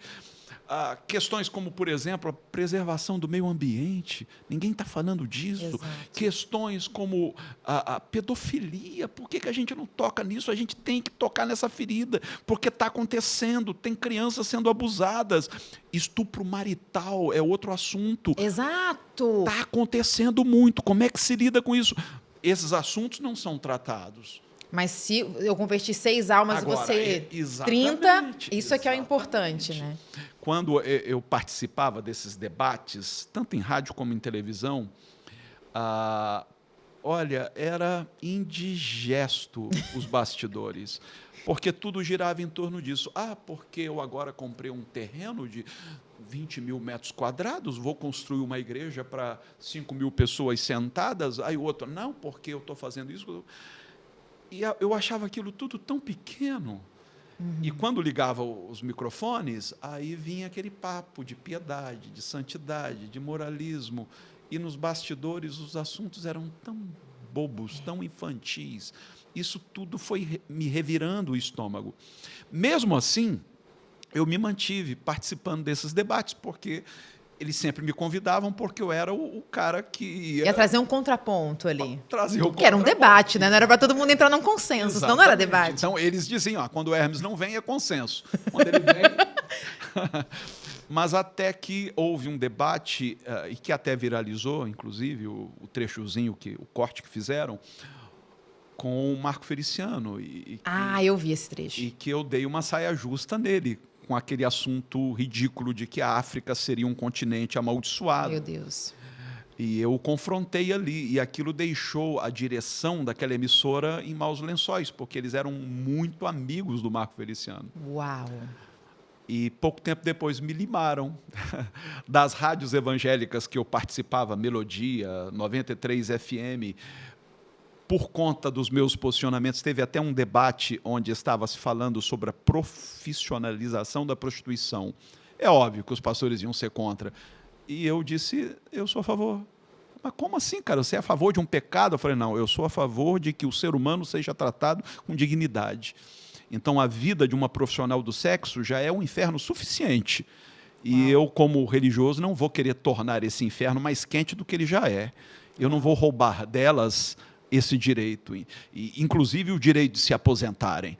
É porque existe uma noção de que se a gente ameaçar, minha visão, tá? Se a gente ameaçar as pessoas com o inferno, ameaçar as pessoas com o moralismo, ameaçar as pessoas com isso, aí elas vão tomar o caminho direito. O caminho direito ele precisa ser tomado por consciência e escolha, porque senão ele é falso e não se sustenta. É falso, não é a transformação verdadeira, não é a transformação que Jesus estava pregando. Na minha opinião. Mas você sabe que isso passa pela percepção equivocada que temos acerca de Deus? Por que eu digo isso?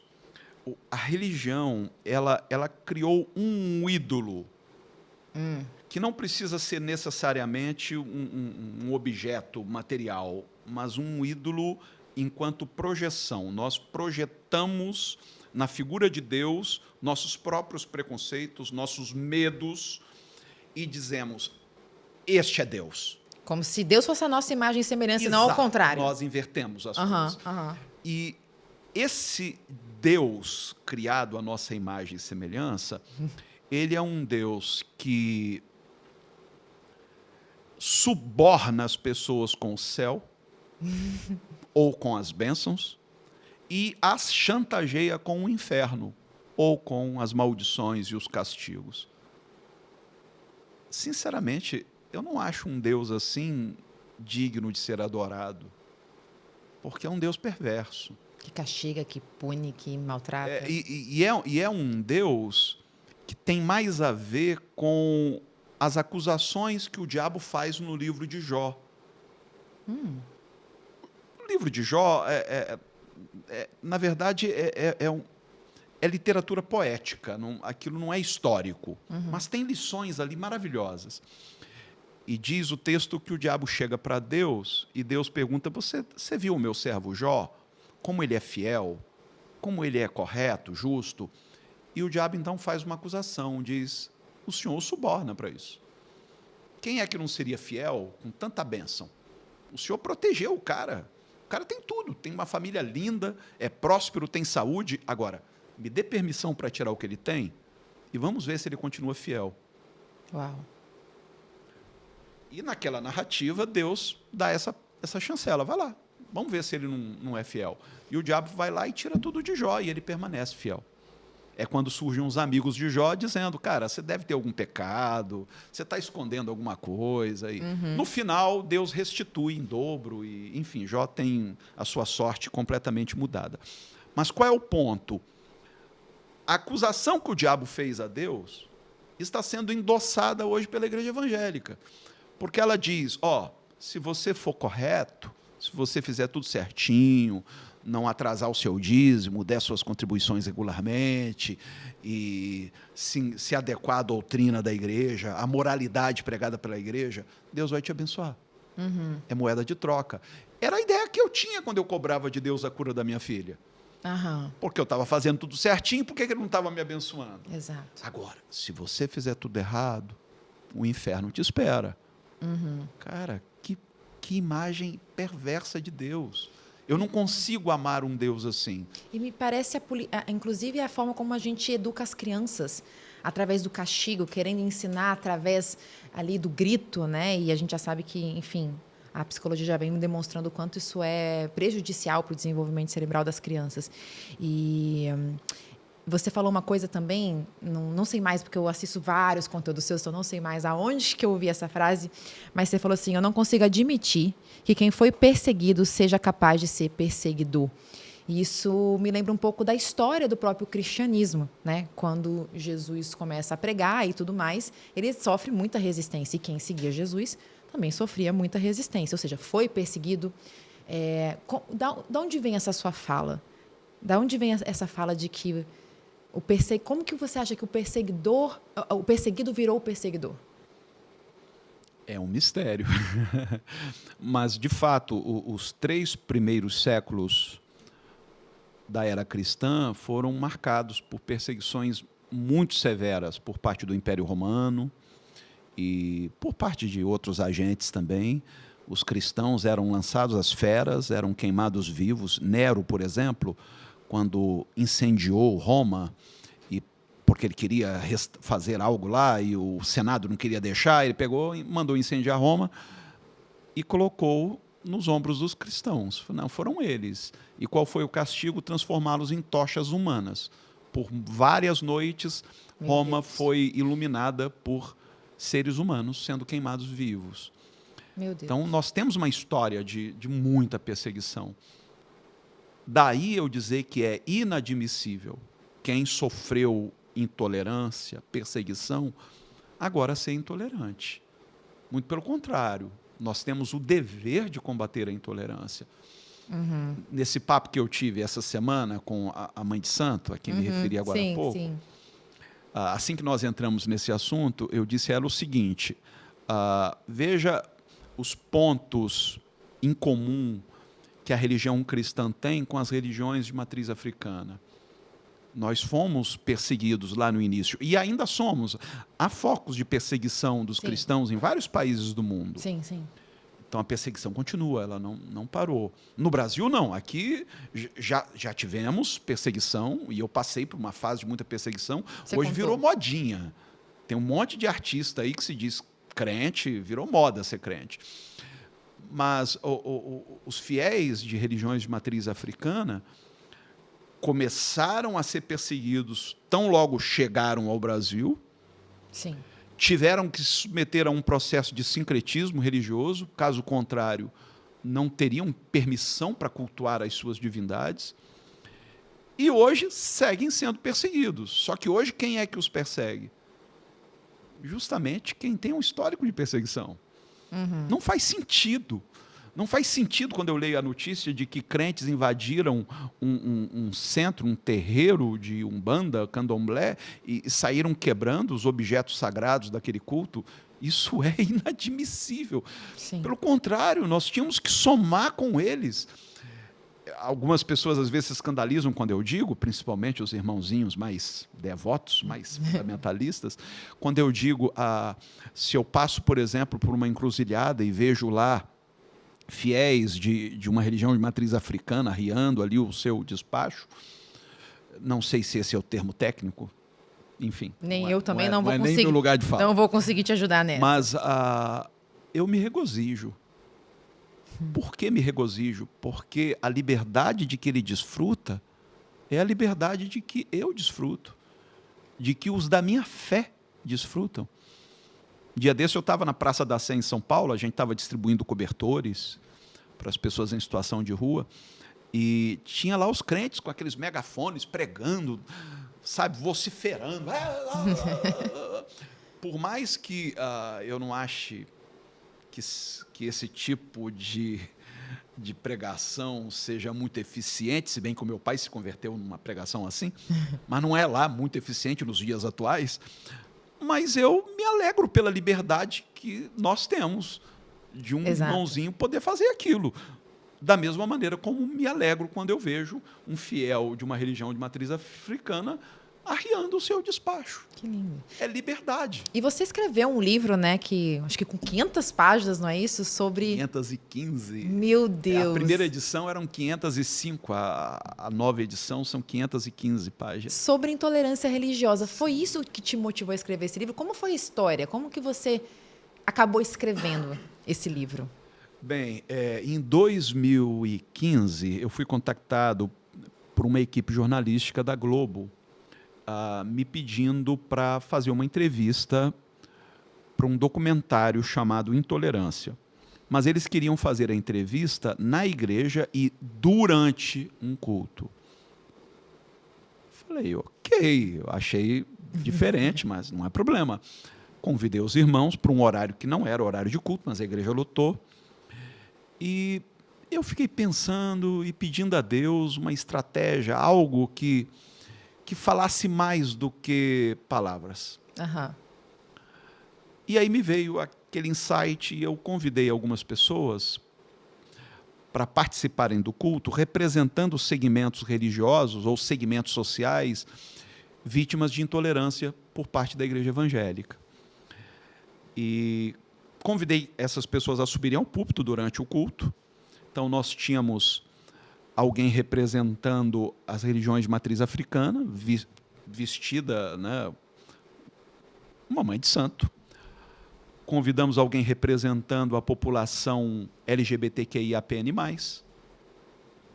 Convidamos, é que eu não vou lembrar todos agora, mas representando a ciência, representando pessoas com deficiência, representando imigrantes, negros, talvez mais algum que eu não lembre. E eu, então, peguei uma bacia d'água, me pus de joelhos e comecei a lavar os pés dessas pessoas, pedindo perdão a elas. O cameraman da Globo era um bandista, ele ficou, assim, visivelmente emocionado. Depois veio me procurar dizendo, pastor, como isso me tocou. Não esperava isso. Que lindo. E quando eu postei isso nas minhas redes sociais, foi uma enxurrada de crítica. Aliás, ontem eu postei a foto. Faz 8 anos que de nós tivemos. crítica? Meu Deus. Então eu postei a foto lavando os pés da mãe de santo. E se você entrar lá, você vai ver pessoas me criticando, dizendo... Eu até levei na brincadeira, alguém disse que eu fui exagerado, aí eu coloquei a música lá do Cazuza, exagerado. Jogada aos seus pés. Porque se eu não levar na brincadeira... Algumas coisas, tem coisa que não dá para levar na brincadeira. Claro, aí você falou que recebe algumas ameaças e não tem como, né? Mas esse comentário eu levei num tom jocoso. Falei, não é possível, cara. Aí a pessoa disse, porque Jesus ele só lavou os pés dos discípulos, ele não lavou os pés dos ímpios, de gente que não tinha compromisso com ele. Aí eu respondi o seguinte, olha, ele lavou inclusive os pés de Judas. Ele não pulou os pés de Judas. Ele lavou o pé de todos, inclusive de Judas. E quem lavou os pés dele foi uma prostituta. Uau. Então, foi muito lindo isso que você fez. Não há porquê eu querer fazer distinção e dizer aquele eu posso servir, porque o lava-pés tem esse significado, né, de serviço. Sim. Na época de Jesus, fazia parte da etiqueta, quando você recebia alguém na sua casa, o servo, né, o criado, vinha lavar os pés da pessoa. Uau. Era uma maneira de dizer, você é bem-vindo. Mas nunca era o dono da casa. Era sempre um criado, era um serviçal que fazia isso.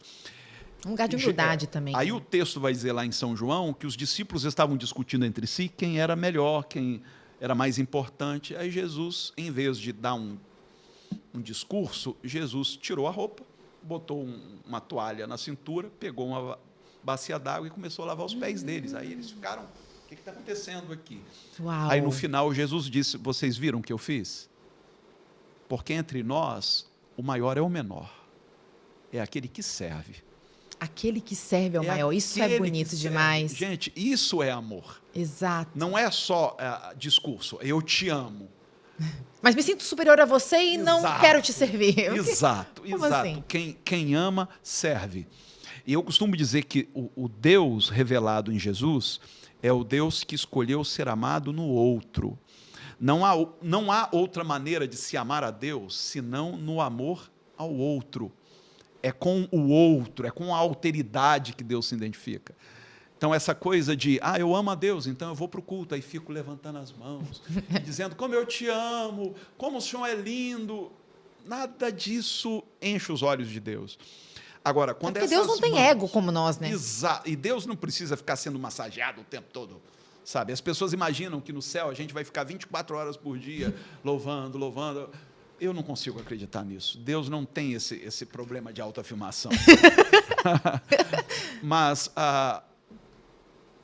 o Deus que escolhe ser amado no outro quer que essas mãos que são levantadas aos céus em louvor sejam estendidas ao outro em amor. Isso é louvor.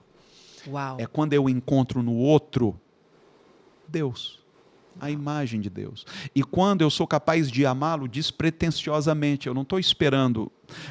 Todos queremos reciprocidade, mas não pode ser uma condição sine qua non, sabe? Sim. Eu só amo se houver uma aí, reciprocidade. Quero trazer uma coisa aqui, aí mais do meu estudo sobre trauma, psicologia, e vamos ver o que você sente.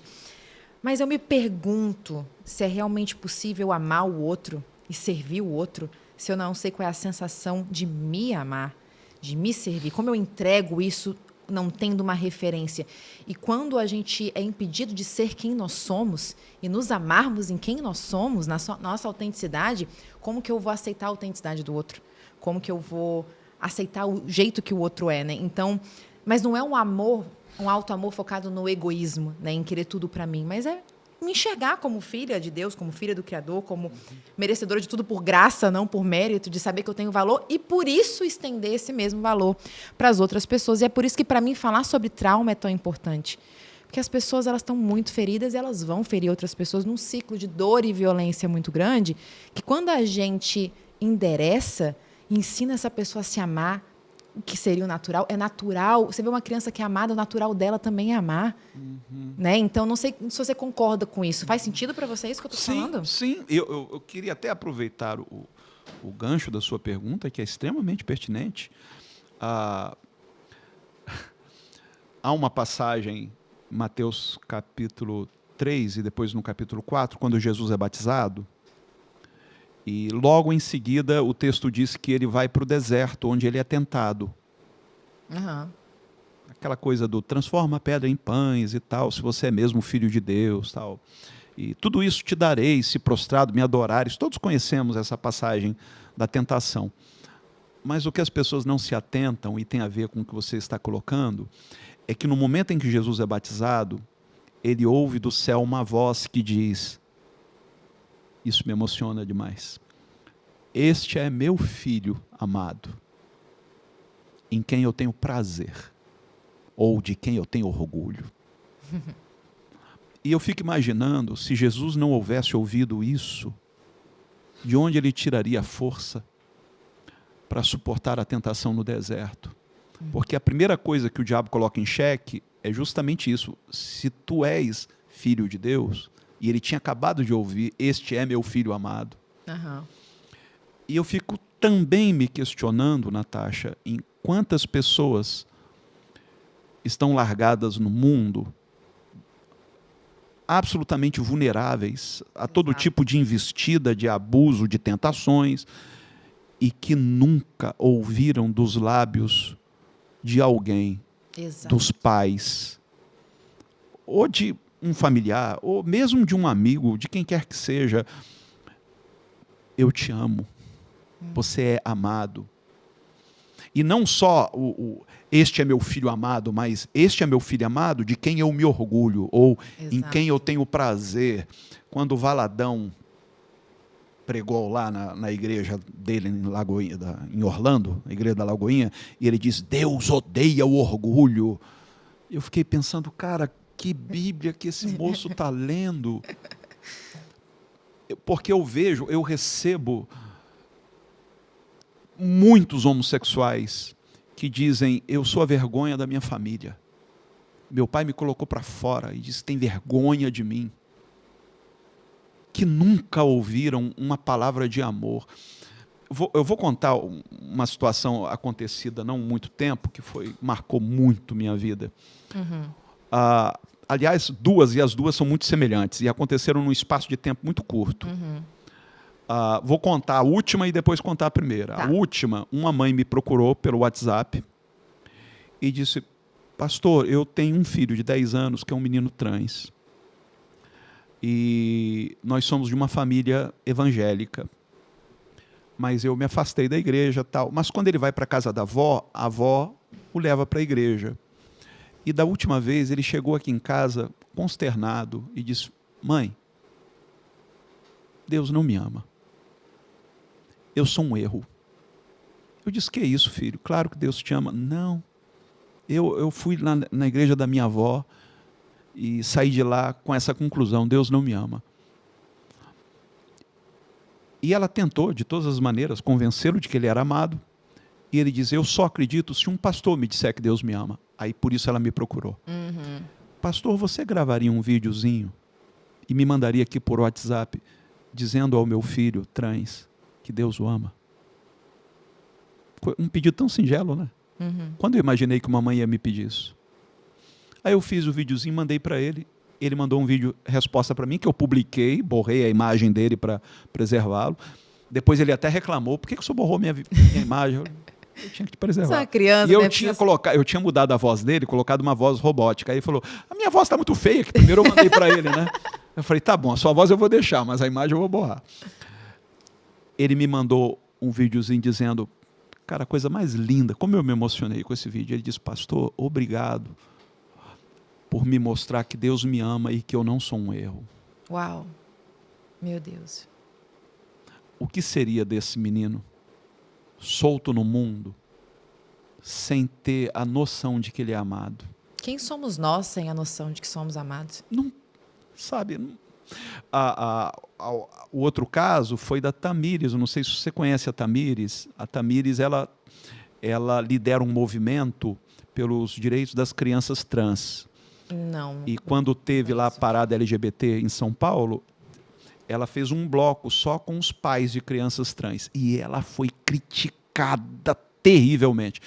Esses são os pontos de maior discussão, exato, né? E eu escrevi um post defendendo ela. Aí ela leu o post, me procurou, pediu para fazer uma live comigo, nós fizemos. A menina dela, uma menina trans, se eu não me engano, 8, 9, 10 anos, nessa faixa. E no final da live, ela me fez o mesmo pedido. Pastor, você poderia me dizer com todas as letras que Jesus ama minha filha trans? E quando eu respondi, essa live está até lá na minha timeline, ela danou a chorar. Ela ficou tão emocionada por causa de uma declaração: Jesus ama sua filha trans. A diferença que isso faz. Há mais ou menos 2 ou 3 meses atrás, eu estava numa comunidade em Goiânia, uma comunidade inclusiva, e tinha na minha frente um casal. Um homem trans e a esposa. Ela, inclusive, psicóloga. E ele chorava muito durante a ministração. Quando terminou o culto, eu voltei para o meu... Aliás, quando terminou a pregação, que eu voltei o microfone para o pastor da igreja, ele veio e sentou do meu lado com uma pulseira parecida com essa aqui. Eu não estou usando a que ele me deu porque não cabe em mim. Aí eu estou usando essa porque parece. Nunca vou esquecer. E tentou colocar a pulseira em mim. E eu dizia, desculpa, meu braço é muito grosso e tal. E ele tentando. Quando viu que não dava, ele desistiu. Eu falei, mas eu levo comigo. E ele me disse, chorando muito, essa pulseira, pastor, era do meu melhor amigo, um homem trans, que 1 semana atrás tirou a própria vida. E enquanto você pregava, por isso que ele chorava o tempo todo, eu me perguntava o que teria sido se ele tivesse tido a oportunidade de ouvir o que eu ouvi aqui hoje. Uau, que profundo isso. É por isso que a gente insiste tanto em falar de amor, porque é a maior carência, se não for a grande, única carência humana. E para mim o amor, ele é a cura para tudo, inclusive para os traumas, porque as pessoas, elas têm essa cultura violenta, que como eu falei para você, a gente vê na educação das crianças, dentro dos meios religiosos, ela também existe, inclusive dentro, às vezes, da própria psicologia e da psiquiatria, como se as pessoas tivessem de mimimi, não quisessem se curar. Não, mas você tem que me ajudar a te ajudar, você não está fazendo sua parte. E quando a gente vai estudar, né, o que acontece no cérebro das pessoas traumatizadas, não é fraqueza, não é mimimi, né? Elas estão agindo de uma forma adaptativa ao que elas vivenciaram. O que elas precisam é de amor, é de acolhimento. Já está assim, cientificamente estabelecido que a cura do trauma é a segurança. E como eu vou me sentir seguro se eu não posso ser quem eu sou? Se eu sinto que eu vou ser ameaçada e julgada a qualquer momento? Né? A cura do trauma é a segurança, é o amor, é o acolhimento, porque é isso que faz com que o nosso sistema nervoso relaxe. Então, eu faço uma ponte de tudo que você está falando aqui, porque eu realmente acho que o amor, ele é a revolução que o Cristo queria fazer aqui quando veio para cá, e ele é a solução para a gente construir essa nova humanidade. E você falou que recebe, né, haters diários. Uma coisa que eu queria te perguntar é como você lida com isso? Porque eu te admiro, sabe? Nesse lugar de falar aquilo que seu coração te diz para falar, independente das consequências, de ser verdadeiro com você de um jeito muito cru, assim, muito bonito. Como é isso? Como você lida com isso? Natasha, tudo depende do teor da mensagem. né? Aham. Tem umas, por exemplo, um dia desse, pegaram fotos dos meus filhos criança e me enviaram por direct no Instagram para me intimidar. Então, esse tipo de... E dessa vez, quando mexeu com os meus filhos já são adultos, eu tenho uma filha, minha caçula é psicóloga, meu filho é publicitário e tenho a minha filha, essa a que eu me referi, que é a minha mais velha. Sim. Mas pegar foto deles, crianças, aí a minha resposta no direct foi: eu estou indo na polícia agora. Sim, muito bom. Porque a pessoa, eu acho que perdeu completamente o senso de limite. Porque aí a ameaça, a gente já entrando numa esfera judicial já, né? Não é mais hater, né? Agora, geralmente, haters, eu sou muito paciente, eu raramente bloqueio, raramente, porque eu sei que muitos dos que um dia reagiram daquela maneira, ao longo do tempo, mudaram. Então, eu tenho pessoas hoje que me apoiam e que lá atrás foram haters. Me xingaram, sabe? E que hoje, e mais, isso também é muito interessante, porque depois me procuram e pedem perdão. Eu acho isso incrível. Sério? Porque a pessoa diz: olha, anos atrás, às vezes anos atrás, não foi nem mês atrás, anos atrás, eu reagi a uma postagem sua, e eu falei isso e aquilo outro, e hoje eu vejo que, cara, você tinha razão. Eu mudei minha maneira de pensar. Então, eu nunca perco a esperança no ser humano, Natasha. Que lindo. Eu sei que as pessoas mudam. Nossa, que inspirador isso que você está falando. Eu fico pensando aqui do meu lado também, né? Por eu ter vivido nesse contexto de violência, sempre foi um desafio para mim lidar com haters, porque para o meu sistema nervoso olha a violência de novo aqui, né? Sim. Então era um gatilho. Mas, de fato, a gente não tem que perder a esperança no ser humano, né? Às vezes aquele hater que está ali está falando aquilo por proteção, para proteger as próprias crenças. Porque quando a gente muda nossas crenças, é como se todo o edifício no qual a gente sedimentou a nossa vida, de repente ruísse, a gente falasse a partir do que eu vou viver, então, né? A partir de qual crença, de qual forma de enxergar o mundo. Então é difícil mesmo, mudar é difícil, olhar para as nossas sombras, né? Como diz Jung, é difícil, mas eu achei muito inspiradora essa sua resposta. Acho que eu vou adotar ela para a minha vida. Óbvio, tem casos e casos. Tem casos que é polícia e bloque porque não tem solução, né? Quando tem ameaças... Sim.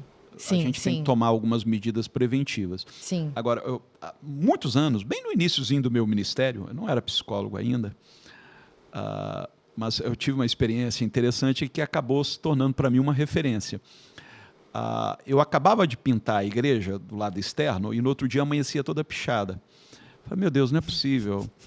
Aí lá ia eu gastar dinheiro de novo para pintar a igreja, amanhecia pichada. Eu falei: meu Deus. Caramba.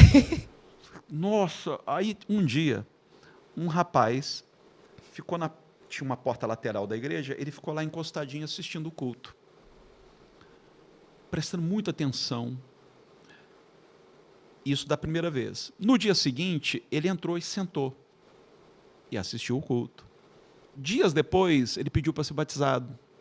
Falei: claro, vamos marcar um dia de batismo. Ele batizou. Aí começou a se envolver com a igreja. Aí queria ser obreiro na igreja, tal. Aí um dia ele me procura e diz: pastor, eu tenho tanto que te confessar uma coisa. Ixi, Maria. Falei: o que foi? Estou até vendo. Só lembra que o senhor pintava a igreja? Lembro. Não, você não sabe da maior. Né? Aí ele: era eu, pastor. Eu falei: era você, danado. Era eu, mas não era porque eu queria, não. Eu falei: como assim? Eu era contratado para pichar a sua igreja. Falei: como assim contratado? Sim, e o contratante era a loja de tinta, onde o senhor comprava para pichar. Meu Deus, pastor, não acredito. Você já pensou? Nisso, a loja de tinta tinha lá o endereço da nota fiscal, mandava o rapaz ir pichar a igreja. Gente, que loucura isso, pastor. Mas, de fato, é muito, muito bonito isso que você falou aqui, essa visão de ter esperança, né? De que essa mensagem chegue na hora certa, para quando a pessoa estiver pronta para receber, né? E queria falar um pouquinho também dos seus trabalhos sociais, agora que está caminhando mais para o fim. Você faz um trabalho lindo no Lixão de Gramacho. Inclusive, eu vou colocar aqui no vídeo para vocês as informações de como vocês podem doar para os projetos sociais do Pastor Hermes. A gente, inclusive, aqui, a nossa empresa, a gente vai fazer uma doação também. Eu sinto que Eu vivi recentemente algumas... Eu sempre... Na verdade, isso é uma coisa que eu não costumo contar nas minhas redes sociais, porque eu não faço para contar, eu faço porque quero fazer. Mas eu, com muita frequência, ando com coisas no meu carro para dar para as pessoas nos sinais e tudo mais. Dia desses, estava saindo estressada de casa e o menininho estava tremendo no sinal e aquilo... É como se tivesse, tipo, todo o meu problema ali parou e eu falei, Natasha, vamos repensar aqui a grandiosidade que você está dando para esse problema, porque tem uma criança aqui chorando de frio. Fui na minha casa, voltei, peguei casaco, voltei para lá. Então, essa é uma coisa que eu costumo fazer e que toda vez que eu faço, eu me sinto tão recompensada, eu me sinto tão preenchida da presença de Deus mesmo. E queria que você falasse um pouquinho para o pessoal quais são esses projetos sociais, como é o seu projeto lá no Lixão do Gramacho, como as pessoas podem ajudar, enfim. Bem, Gramacho, eu estive lá a primeira vez faz 10 anos. Quem me levou, inclusive, foi a Stephanie, filha do jogador Bebeto, da seleção brasileira. Na época, ela era modelo internacional e ela me convidou. Você queria conhecer o Lixão? Ela foi em alguns cultos meus e eu topei, não quero conhecer. E quando cheguei, eu fiquei assim admirado da maneira como ela entrava nos barracos para trocar a atadura das pessoas, das pernas das pessoas que tinham chagas. E como as pessoas a acolhiam, muitas delas nem sabiam quem ela era. Uhum. E aquilo me tocou tanto que eu reuni a igreja e falei, gente, quando a gente desconhece uma realidade, tem até desculpa, mas quando a gente conhece, a gente tem que tomar responsabilidade, fazer alguma coisa para melhorar a vida dessas pessoas. Mas aí me ocorreu que a gente precisava mudar o nosso paradigma. Eu disse aos irmãos, nós não vamos ao Jardim Gramacho para levar Jesus para eles. Isto é, nós não vamos fazer proselitismo, não vamos para converter ninguém. Em vez de irmos com a pretensão de levar Jesus, porque a pretensão é alimentada pela presunção, a presunção de que nós temos o que eles não têm, nós vamos ao Jardim Gramacho buscar Jesus, porque Jesus está neles. Uau, que lindo. É com eles que Jesus se identifica. Mateus 25, Jesus diz que no último dia ele vai dizer a um grupo, vinde benditos do meu Pai, receber por herança o reino que vos está preparado, porque quando eu tive fome, me deste de comer. Eu tive sede, me deste de beber. Eu estava nu e me vestiste. Eu estava preso e me visitastes. E eles vão perguntar, quando, Senhor? E ele vai dizer, quando fizesse a um dos meus pequeninos. Então, Jesus se identifica com aquele que está à margem. Jesus se identifica com aquele que está em necessidade. E fomos. A primeira vez foi assim um choque. Nós até apelidamos esse evento de choque de amor. E conseguimos distribuir toneladas de cestas básicas e levamos brinquedos para as crianças, levamos roupas, calçados. Foi um trabalho muito lindo. Mas a partir daí a gente resolveu adotar aquela comunidade. E todos os meses levar as cestas básicas para famílias cadastradas. E foi aumentando o número. A cada vez que a gente ia, aumentava o número. E algumas cenas assim que me provocaram muita emoção, e eu vi repetidas vezes, sempre ficavam famílias não cadastradas na expectativa de que sobrasse alguma coisa para elas. E graças a Deus, sempre sobrava, a gente distribuía. Mas vez ou outra, uma ficava sem receber, porque não estava cadastrada e não tinha suficiente. Não tinha planejamento. E olha, Natasha, você vê uma pessoa naquela situação, se você for ao Lixão um dia, você vai ver do que eu estou falando. É muito triste. E a pessoa abrir a sua cesta básica e dividir com a outra que não recebeu, você diz, cara, o que é isso? Eu tenho muito que aprender ainda. E eu vi isso muitas vezes.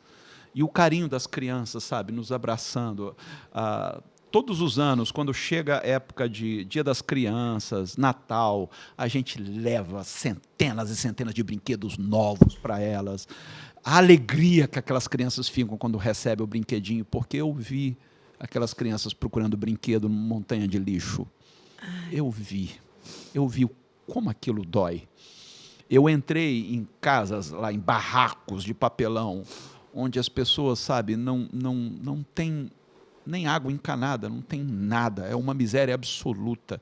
E você poder atenuar um pouco a dor dessas pessoas, e mais, de maneira despretensiosa, sem esperar nada, até porque eles não têm como te recompensar. A recompensa que você recebe é o sorriso deles.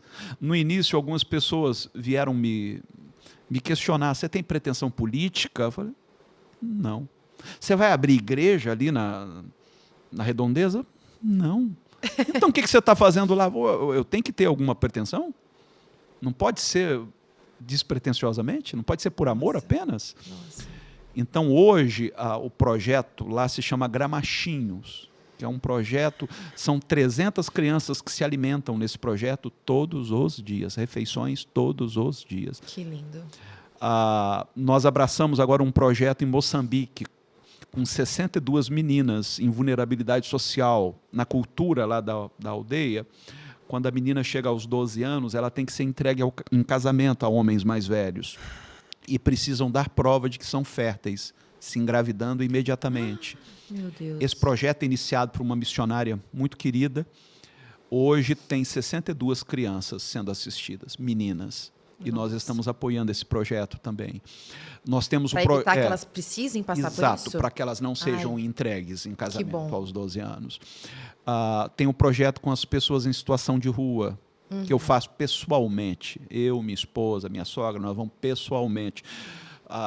Fazemos as sopas, tem sempre com a comida, às vezes é sopa, às vezes é arroz, feijão e proteínas e mais alguma coisa. Vai sempre sobremesa para eles e kits de higiene para eles, que cobertores lindo. Na época do frio. E é também uma experiência tão rica. Eu sempre encontro Jesus, sempre. Ou ele me encontra, sempre. Ali no Meier tem um senhor que ele armou uma cama na rua. Acho que eu vi uma foto. Você postou isso? Postei. Eu achei sensacional. Ele fez uma casa, né, ali na rua. Ele colocou quadro. Botou quadro. Tem até a santinha de devoção dele. Ele colocou, acho que Home Sweet Home, não é isso? Eu vi isso eu tinha dito que era Home Sweet Home. Não. Na verdade, é até mais emocionante do que Home Sweet Home. Ele botou... meu lar, teu lar, mas ele botou em espanhol. Agora me fugiu. Ixi. Aí não sei, espanhol temos que perguntar para me caça su casa. Exatamente. Me caça tu casa. Exatamente, foi o que ele colocou. E quando eu parei lá a primeira vez, ele estava meio que dormindo, eu falei, senhor, desculpa te acordar. Eu fico sem jeito, às vezes, na hora de distribuir as coisas, que a pessoa está dormindo. Sim. E a gente tem que acordar, e eu já acordo pedindo, me perdoa. E a maioria diz, não, se tiver que me acordar que eu ia dormir com fome. Tá? E esse senhor, eu comecei a conversar com ele, porque que ele estava naquela situação e tal. E no finalzinho eu disse, você faria uma oração por mim? Aí ele, nunca me pediu oração. Eu falei, não. Aí ele falou, mas o senhor também vai orar por mim? Eu falei, eu oro por você ora por mim. E ele fez uma oração tão singela, sabe? Tão carinhosa. Eu saí daquele dia tão abençoado com a oração daquele moço. Uau. Jesus não está no luxo. Jesus muitas vezes pode ser encontrado naquilo que a gente considera lixo. Não estou dizendo que pessoas que vivam no luxo estejam afastadas de Deus. Não é isso. Sim. Importante dizer isso para não gerar confusão. Eu estou dizendo que ele não está na suntuosidade. Ele não está na ostentação. A não ser que a gente veja o amor como ostentação, a verdadeira ostentação, o verdadeiro sucesso. Às vezes acontece de eu encontrar pessoas em situação de rua extremamente orgulhosas. Você percebe na maneira como a pessoa fala com você, que ela não está confortável. E é claro que eu não vou diminuí-la por causa disso. Ela tem as razões de estar reagindo daquela maneira.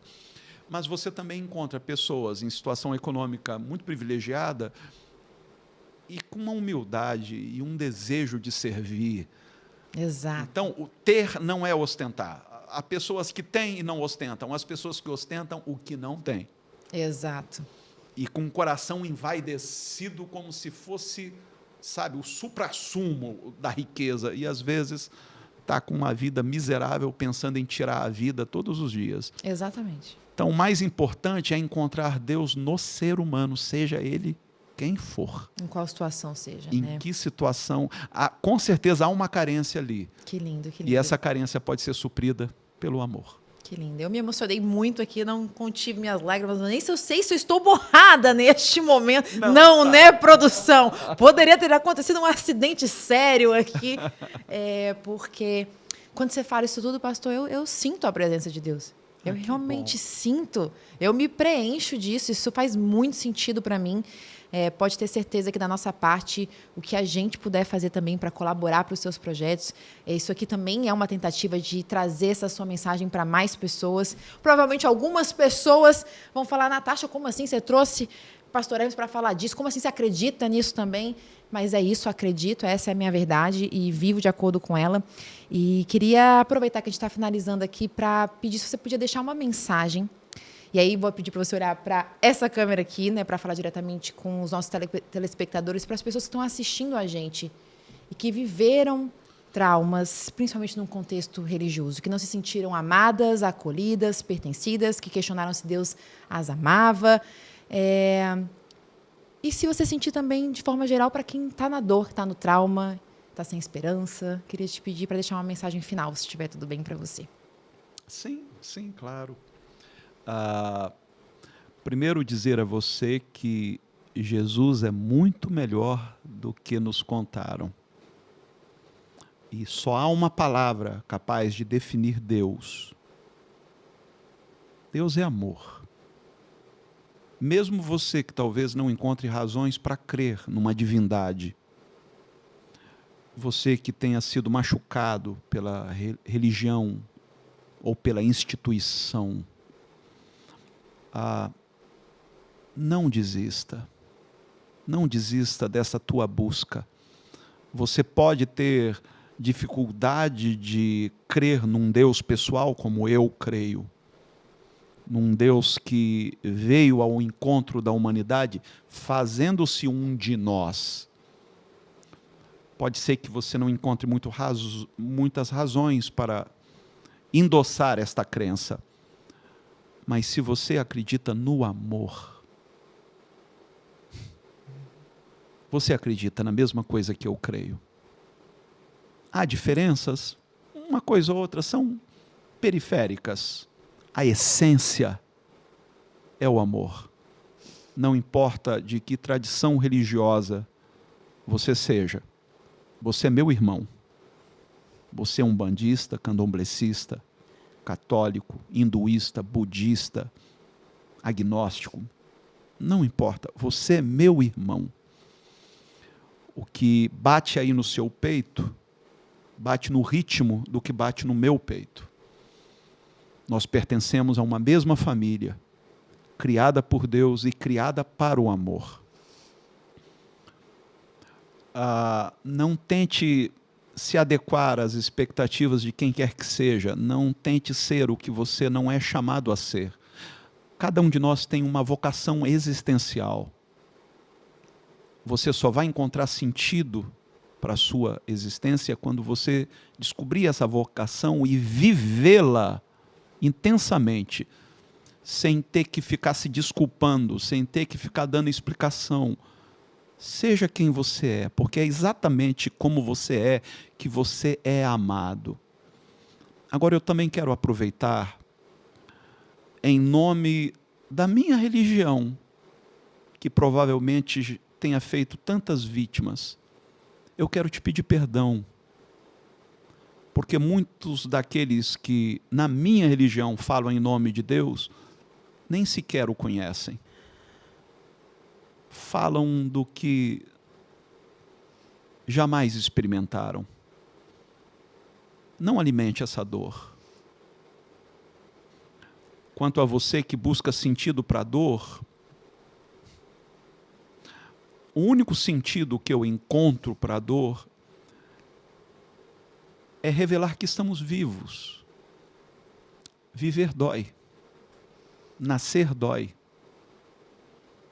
Quase tudo que fazemos nesta vida envolve algum grau de dor. E a dor indica, primeiro, alguma coisa está errada. Não deveria ser da maneira como está sendo. Pelo menos na maior parte das vezes. Mas a outra coisa que ela indica é que estamos vivos, e se estamos vivos, há esperança. As coisas podem terminar melhor do que começaram.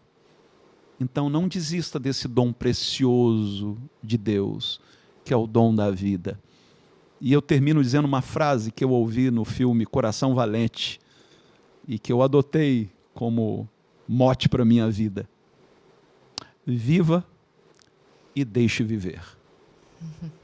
Deus abençoe a vocês.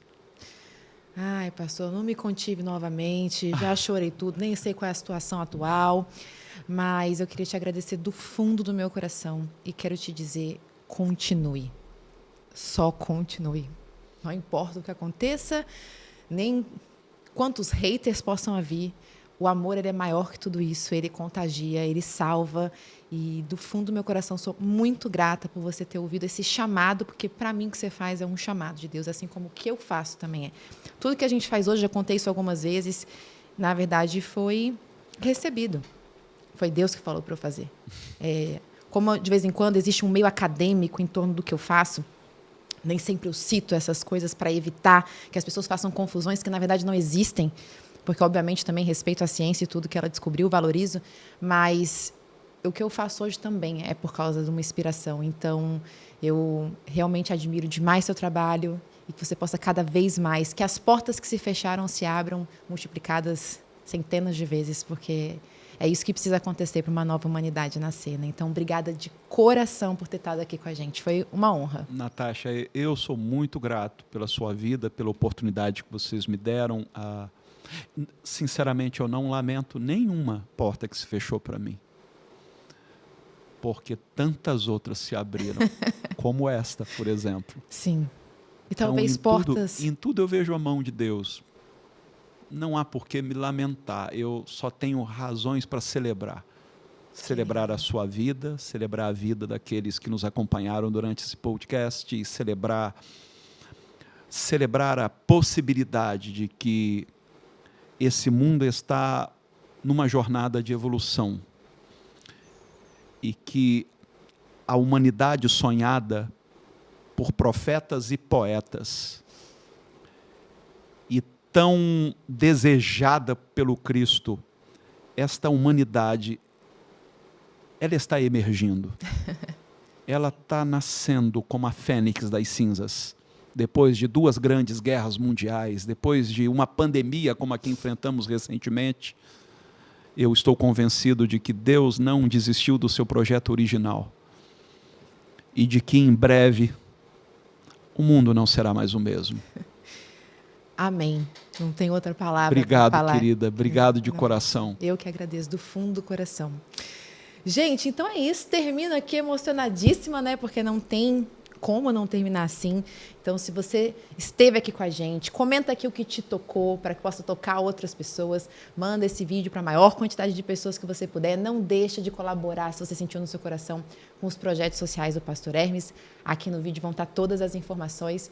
Eu espero vocês em breve para mais um episódio do nosso TraumaCast. Um beijo e até a próxima.